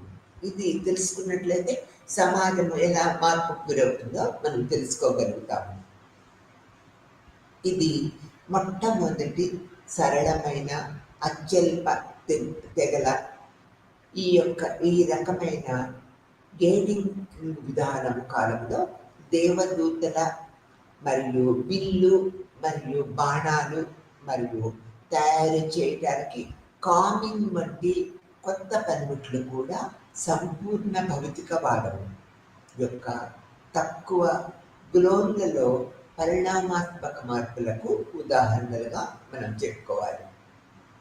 సాగు మరియు మోర్నింగ్ బేర్ రకము మార్పుల ప్రారంభము కూడా చాలా తక్కువ స్థాయిలో ఉత్పత్తి సంబంధాలు, సాధారణ సామూహిక ఉత్పత్తి కారణంగా సహకారము మరియు పరస్పర సహాయంపై ఆధారపడి ఉంటూ ఉంటాయి. ఈ కారణాలు వారి ఆదిమ సాధనాలతో ఉన్న ప్రజలు శక్తివంతమైన నాభిళ్లను సమిష్టిగా తట్టుకోగలనే వాస్తవం ద్వారా నిర్ధారించబడ్డాయి అనేది కూడా ఇక్కడ మనము గమనించవలసిన విషయం. సానుకూల సమాజంలో కూడా ఉత్పాదక శక్తులు తగ్గిపోయాయి మరియు నైపుణ్యాల క్రమంగా పెరిగాయి. అభివృద్ధి అనేది తడి సాధనాలకు పరివర్తన పెరుగుదలతో సామూహిక విస్తరణ తగ్గింది అనేది కూడా మనం ఇక్కడ గ్రహించవలసిన విషయంగా చెప్పుకుంటూ ఉంటాము. ఈ విషయాలలో ఉద్భవించిన కుటుంబము ఉత్పత్తి సాధనాలకు యజమానిగా మూహారటము ప్రారంభించింది అనేది గమనించవలసిన విషయం. ఇక్కడ ఉత్పత్తి యొక్క సామూహిక సంబంధాలు మరియు దోపిడీ వర్గాల సంభవ్య రూపాల మధ్య వైరుధ్యము, గుణాత్మక మార్పుకి ఇవి దారితీస్తూ ఉన్నాయి. అంటే పురాతన ఉత్పత్తి విధానంలోని పరివర్తన చెందింది అనేది కూడా గమనించవలసిన విషయం. వ్యవస్థలో వ్యతిరేకత, సంఘర్షణ ఉంటుంది.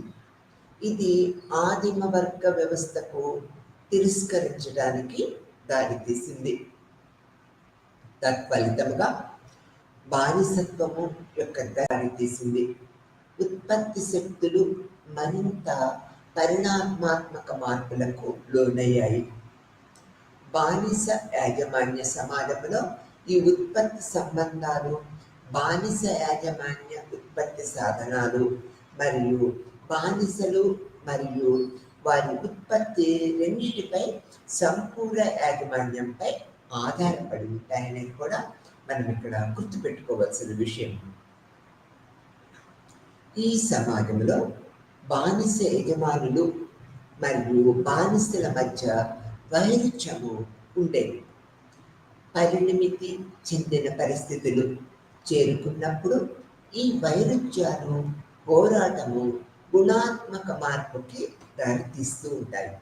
అనగా బానిస యాజమాన్యము సమాజము భూస్వామ్య సమాజములుగా మారటం ద్వారా తిరస్కరించబడింది. వ్యతిరేకతల మధ్య సంఘర్షణ అంటే బానిస యాజమాన్య మరియు బానిస హింసాత్మక బానిస తిరుగుబాట్లుగా ముగిసింది అనేది మనం చెప్పుకోవాలి. చివరికి నిరాకరణను ప్రభావం చేసింది అనేది కూడా గుర్తుపెట్టుకోవాలి. భూస్వామ్య వ్యవస్థ నిరాకరణను తిరస్కరించడానికి ఉదాహరణగా నిలుస్తుందని మనము చెప్పగలము. అంటే భూస్వామ్య సమాజాన్ని బానిస యాజమాన్యము సమాజం యొక్క నిరాకరణకు ఉదాహరణగా మనం చూడవచ్చు.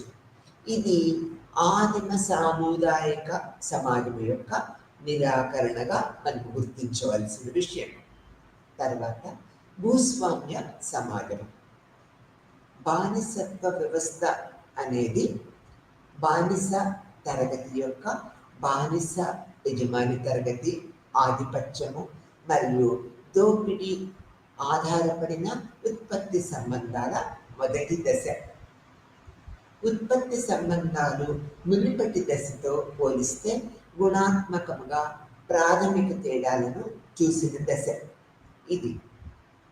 భూస్వామ్య దశలో ఉత్పత్తి శక్తులు వేగవంతమైన పరిణామాత్మక మార్పులను చూశాయి.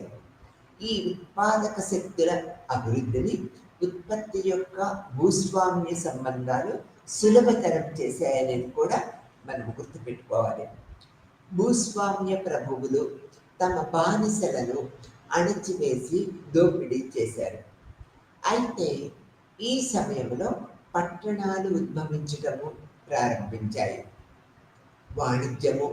వాణిజ్యము మరియు తయారీ వ్యవస్థ వృద్ధి చెందటము ప్రారంభమైంది. ఆ కాలంలో పెరుగుతున్న పట్టణాలతో వాణిజ్యాన్ని కొనసాగించడానికి చాలా మంది బానిసలు భూస్వామ్య ఎస్టేట్ల నుంచి పారిపోయారు. భూస్వామ్య వ్యవస్థలోని వ్యతిరేకతలు, సంఘర్షణ అంటే భూస్వామ్య ప్రభువులకు వ్యతిరేకంగా భూమి లేని బానిసల సంఘర్షణ దాని పరిపక్వతకు చేరుకున్నది. భూస్వామ్య వ్యవస్థ క్షీణించింది మరియు దాన్ని తిరస్కరణ పెట్టుబడిదారీ వ్యవస్థ ఏర్పడింది దానివల్ల. తర్వాత పెట్టుబడి సమాజము ప్రైవేట్ పెట్టుబడిదారీ యాజమాన్యము ఆధారంగా పెట్టుబడిదారీ ఉత్పత్తి సంబంధాలు ఉత్పాదక శక్తుల అఖండ వృద్ధికి దోహదపడ్డాయి. ఈ ఉత్పాదక శక్తుల పెరుగుదలతో పెట్టుబడిదారీ ఉత్పత్తి సంబంధాలు భూస్వామ్య వ్యవస్థలో ఉత్పత్తి శక్తులను అనుగుణంగా ఉండటము మానేశాయి.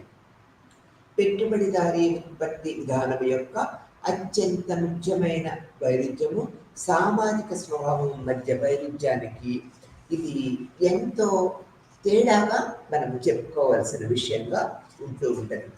అంటే పట్టణాలు పెరగటం వల్ల ఇక్కడ ఏం జరుగుతూ ఉన్నది అన్నట్లయితే, పట్టణాలు పెరగటం వల్ల ఈ యొక్క భూస్వామ్య వ్యవస్థ తగ్గిపోతూ ఉన్నది. పట్టణాలలో పారిశ్రామిక విప్లవం రావటం వల్ల, వాణిజ్యం పెరగటం వల్ల ఈ భూస్వాముల దగ్గర పనిచేసే బానిసలు వీరిని తిరస్కరించి వీరి నుంచి తప్పించుకొని పట్టణాల్లో ఉన్న వాణిజ్య సముదాయాలలో భాగస్వాములు కార్మికులుగా అయ్యి అధిక వేతనాలని పొందుతున్నారు అనేది మనం ఇక్కడ చెప్పుకోవచ్చు. దీనివల్ల బానిస వ్యవస్థ నిర్మూలించబడింది. భూస్వామ్య వ్యవస్థ యొక్క ప్రభావము చాలా వరకు తగ్గిపోయింది అనేది మనం చెప్పుకుంటూ పోవాలి. ఈ విధంగా భూస్వామ్య వ్యవస్థ తగ్గిపోవటం వల్ల భూస్వాముల దగ్గర యొక్క పనిచేసే బానిసలందరూ పట్టణ ప్రాంతం వైపు వలస వెళ్ళడానికి ఇష్టపడుతూ ఉన్నారు.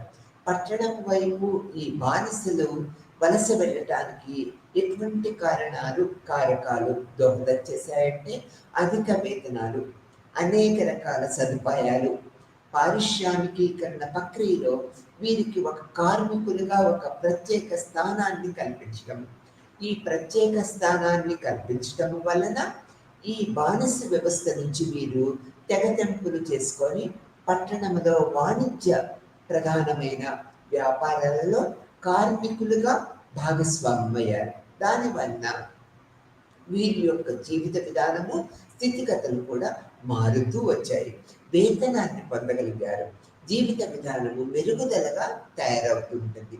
నిర్దిష్టమైన సామాజిక అవసరాలన్నీ కూడా వీరు తీర్చుకోగలిగారనేది మనము చెప్పుకోవాల్సిన విషయంగా ఉన్నది. కాబట్టి ఈ పారిశ్రామిక వ్యవస్థ అనేది ఇక్కడ ప్రముఖ పాత్రగా మనము ఏర్పరచుకుంటూ ఉన్నాం.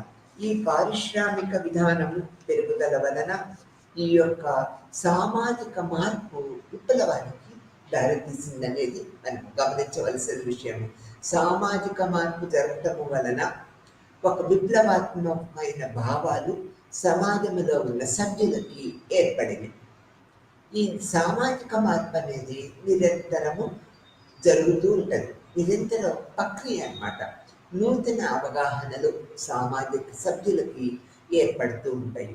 ఈ నూతన అవగాహనలు ఏర్పరచుకున్న తర్వాత సమాజ సభ్యులు సమాజంలో ముందుకు వెళ్ళటానికి నిరంతరము ప్రయత్నిస్తూ ఉంటారు. అనేక దశలుగా ప్రయత్నిస్తూ ఉంటారు.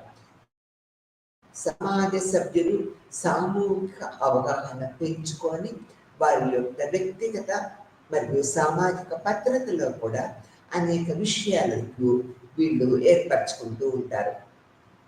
సోషలిస్ట్ విప్లవము సామాజిక విప్లవానికి, సామాజిక మార్పుకి ఎంతో దోహదం చేసిందనేది చెప్పుకోవాలి. ఈ సోషలిస్ట్ విప్లవము భూస్వాములు, జమీందారీ వ్యవస్థను మార్పుల కారణంగా ఈ యొక్క బానిస వ్యవస్థ కూడా నిర్మూలించబడింది. ఈ బానిసలుగా ఉన్న సామాజిక సభ్యులందరూ ఘర్షణకు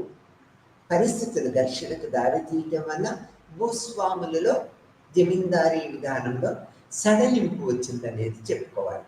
ఈ సడలింపు కారణంగా అప్పుడున్న ప్రస్తుత పరిస్థితుల్లో నిరంతరమైన పారిశ్రామికీకరణ, పట్టణీకరణ ప్రక్రియలు, వాణిజ్య ప్రక్రియలు పెరగటం వల్ల ఈ యొక్క భూస్వామ్య విధానంలో ఉన్న బానిసలందరూ కూడా పట్టణీకరణ వైపు మొగ్గు చూపుతూ ఉన్నారు. అప్పుడు పట్టణీకరణ వైపు ఆకర్షితులవుతూ ఉన్నారు అనేది కూడా మనం చెప్పుకోవచ్చు. ఈ బానిస వ్యవస్థను నిర్మూలించుకొని, ఈ బానిస సంఖ్యలను తెంచుకొని భూస్వాముల నుంచి ఈ యొక్క బానిసలందరూ కూడా పట్టణాల వైపు వెళ్ళటానికి వలస విధానాన్ని ఏర్పరచుకున్నారు. దీనిలో ఎన్నో రకాల సంఘర్షణలు ఈ భూస్వాములకి, ఈ బానిసలకి ఎన్నో రకాలైన సంఘర్షణలు ఏర్పడటం వల్ల అప్పుడున్న సామాజిక, రాజకీయ, ఆర్థిక పరిస్థితులు కూడా దోహదం చేసినాయి. ఈ యొక్క ప్రక్రియా పద్ధతుల వల్ల, ఈ యొక్క సామాజిక మార్పు వల్ల విప్లవాత్మకమైన భావాలను ఈ కార్మికులందరూ ఏర్పరచుకున్నారు అనేది చెప్పక తప్పదు. ఈ విప్లవాత్మకమైన మార్పు, సామాజిక మార్పు ఏర్పడటం వల్ల ఈ బానిస వ్యవస్థ మొత్తం కూడా తుడిచిపెట్టుకుపోయిందనేది మనం చెప్పుకుంటూ ఉన్నాం. ఈ యొక్క టైంలోనే పారిశ్రామికీకరణ, వాణిజ్యము అభివృద్ధి చెందాయి. పారిశ్రామికీకరణ అభివృద్ధి చెందటం వల్ల ఇక్కడ భూస్వాములు, జమీందారులు అని చెప్పుకున్నాం అప్పుడు సామాజిక పద్ధతుల్లో. ఈ యొక్క స్వాతంత్ర అనంతర ఉద్యమాల వల్ల ప్రజలలో ఎంతో సామాజిక మార్పు ఏర్పడటం వల్ల వీరు సముచిత స్థానం కోసము నిరంతరము ప్రాకులాడుతూ ఉన్నారు. ఎవరు? ఈ సమాజంలో ఉన్న సామాజిక సభ్యులందరూ కూడా. ఈ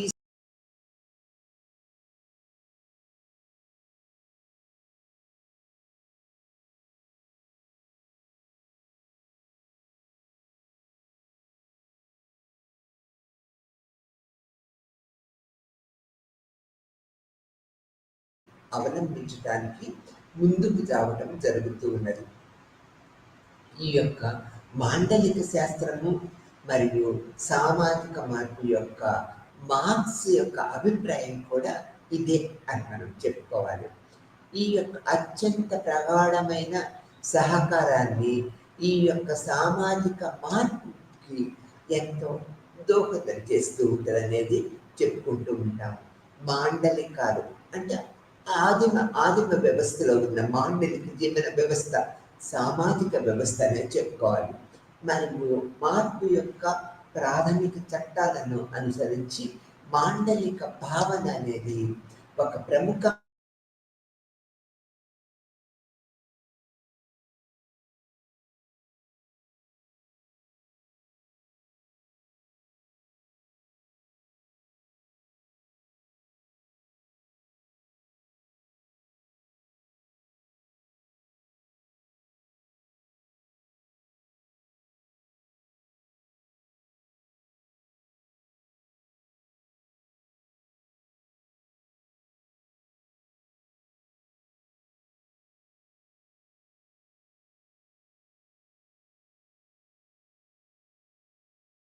మార్పుపై మార్క్స్ యొక్క అభిప్రాయాలను కూడా వివిధ కోణాలలో చూశామనేది చెప్పుకోవాలి. ఇక్కడ ఈ మాండలిక శాస్త్రం యొక్క ప్రధాన ఉద్దేశం ఏంటంటే పదార్థంలో కనిపించే పరస్పర వ్యతిరేక శక్తుల నిరంతర వైరుధ్యాల కారణంగా ఏర్పడే మార్పుల పరంగా ప్రతిదీ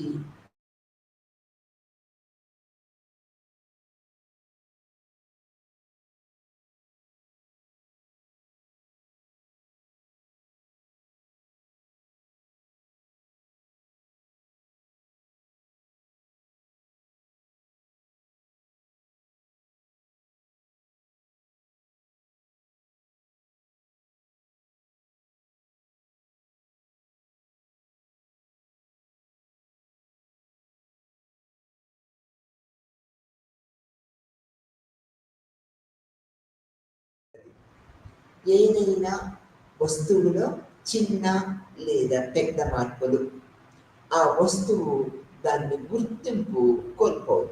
అంటే ఈ పరివర్తనలో సామాజిక మార్పులో చిన్న లేక పెద్ద మార్పులు జరుగుతూ ఉంటాయి. అది సామాజిక ప్రక్రియలో ఒక భాగంగా మనం చెప్పుకుంటూ ఉంటాం. ఈ సామాజిక మార్పులో ఈ చిన్న లేదా పెద్ద మార్పులు జరిగినా కూడా దాని యొక్క ప్రాథమిక లక్షణాలను ఇది మనకి కట్లకు కట్టినట్లు చేస్తూ ఉంటుంది. అంటే ఈ ప్రాథమిక లక్షణాలను అది కోల్పోదు అనేది దీని యొక్క భావన.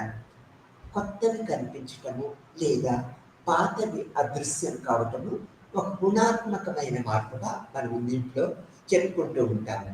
ఎలా అంటే కొత్తవి కనిపిస్తూ ఉంటాయి, పాతవి అదృశ్యం అవుతూ ఉంటాయి. దాని స్థానంలో పాత వాటి స్థానంలో కొత్తవి కనిపిస్తూ ఉండటం వల్ల అనేకమైన నూతన అభిప్రాయాలు మనకి తెలుస్తూ ఉంటాయనేది కూడా మనము గమనించవలసిన విషయం. ఇది ఈ యొక్క మాండలిక శాస్త్ర విధానంలో ప్రముఖమైనదిగా మనం చెప్పుకోవాల్సిన విషయం. ఆ తర్వాత పెట్టుబడిదారీ ఉత్పత్తి విధానం యొక్క ప్రధాన వైరుధ్యము ఉత్పత్తి యొక్క సామాజిక స్వభావం నుంచి ప్రైవేటు పెట్టుబడిదారీ కేటాయింపు రూపము మధ్య వైరుధ్యంగా మనం గుర్తుపెట్టుకోవాలి. ఇక్కడ పారిశ్రామికీకరణ పెట్టుబడిదారీ విధానము అభివృద్ధి చెందుతుందని మనం చెప్పుకుంటూ ఉన్నాం.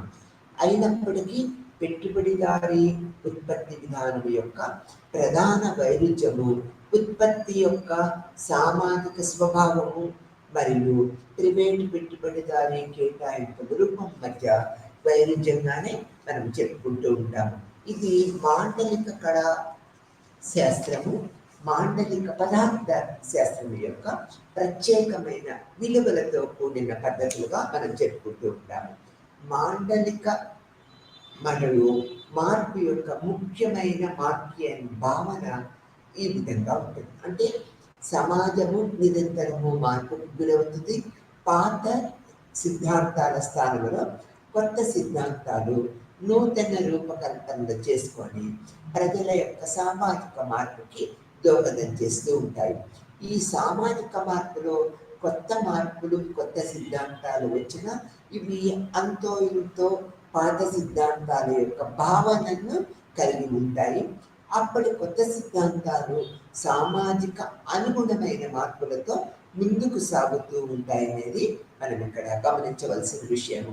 ఇక్కడ మార్క్స్ డైనమిక్ మరియు సామాజిక మార్పుకు సంబంధించిన భావాత్మక సైద్ధాంతిక నిర్మాణాలను ఈ విధంగా మనకి అనేక కోణాలలో చెప్పారనేది చెప్పక తప్పదన్నమాట.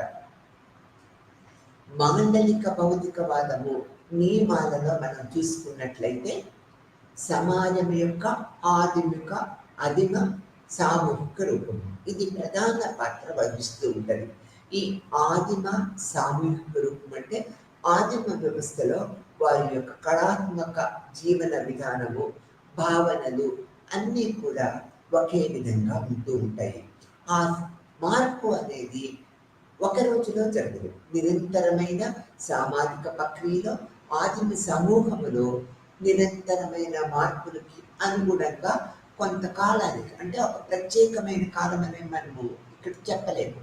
అది కొంతకాలం కావచ్చు, ఎక్కువ కాలం కూడా కావచ్చు. ఈ మార్పు అనేది తప్పనిసరిగా కాలానుగుణ్యంగా జరుగుతూ ఉంటుంది. ఫర్ ఎగ్జాంపుల్, మనము చిన్న పిల్లలప్పుడు ఉన్న మార్పు, ఉన్న పరిస్థితి, వయసు పెరుగుతూ ఉన్నప్పుడు, వృద్ధాప్య దశకు వచ్చినప్పుడు అనేక రకాలైన మార్పులకి మనం గురవుతూ ఉంటాం. ఈ పిల్లవాని దశ దగ్గర నుంచి వృద్ధుని దశ వరకు ఏ విధమైన మార్పులు జరుగుతూ ఉన్నాయో, ఈ యొక్క ఆదిమ దశ నుంచి నూతన దశ ప్రక్రియ వరకు అదే రకమైన మార్పులు జరుగుతూ ఉంటాయనేది చిన్నపిల్లలు, వృద్ధులని మనము ఉదాహరణగా తీసుకొని చెప్తూ ఉంటాము. అంటే ఈ మార్పులు అనేవి సామాజికంగా ఈ యొక్క పదార్థవాదంలో ఎంతో టైం తీసుకుంటుంది, కానీ మార్పు తథ్యం అనేది మనం చెప్తూ ఉంటాము. బానిస సామ్య సమాజంలో కూడా ఈ విధంగానే జరుగుతుంది. బానిస వ్యవస్థలో భూస్వాములు ప్రముఖ పాత్ర వహిస్తారు. బానిసలు నిరంతరం పనిచేస్తూ ముందుకు వెళుతూ ఉంటారు. వారి యొక్క జీవిత విధానాల్లో మార్పు ఎప్పుడు సంభవించింది? పట్టణీకరణ, పారిశ్రామికీకరణ, వాణిజ్య ప్రక్రియలు వచ్చినప్పుడు సంభవించింది. భూస్వామ్య సమాజము, పట్టణ సమాజము ఈ విధమైన పద్ధతులకి ఎంతో దోహదం చేసిందనేది మనము చెప్పక తప్పదన్నమాట. ఈ విధమైన పద్ధతుల్లో మార్క్స్ అనేక రకాల రూపాంతంలో ఈ మాండలిక ప్రధాన పదార్థవాదము అనేక రూపాలుగా ఎంతో కాలంగా, అంటే ఎంతో టైం తీసుకొని ఒక నూతన రూపకల్పన వ్యవస్థ ఏర్పడుతుంది అనేది ఈ డైలెక్టికల్ మెటీరియలిజం అనే దశల ద్వారా మనకి మాండలిక పదార్థవాదం అనే విషయాన్ని మనకు అనేక రూపాలలో మనకి వ్యక్తీకరించారు. దీనివల్ల సమాజ వ్యవస్థ ఒక్క రోజులో మారదు, అనేక ప్రక్రియా పద్ధతులతో మారుతుందని ఈ మాండలిక పదార్థవాదము మనకు తెలియపరుస్తుంది. నమస్తే.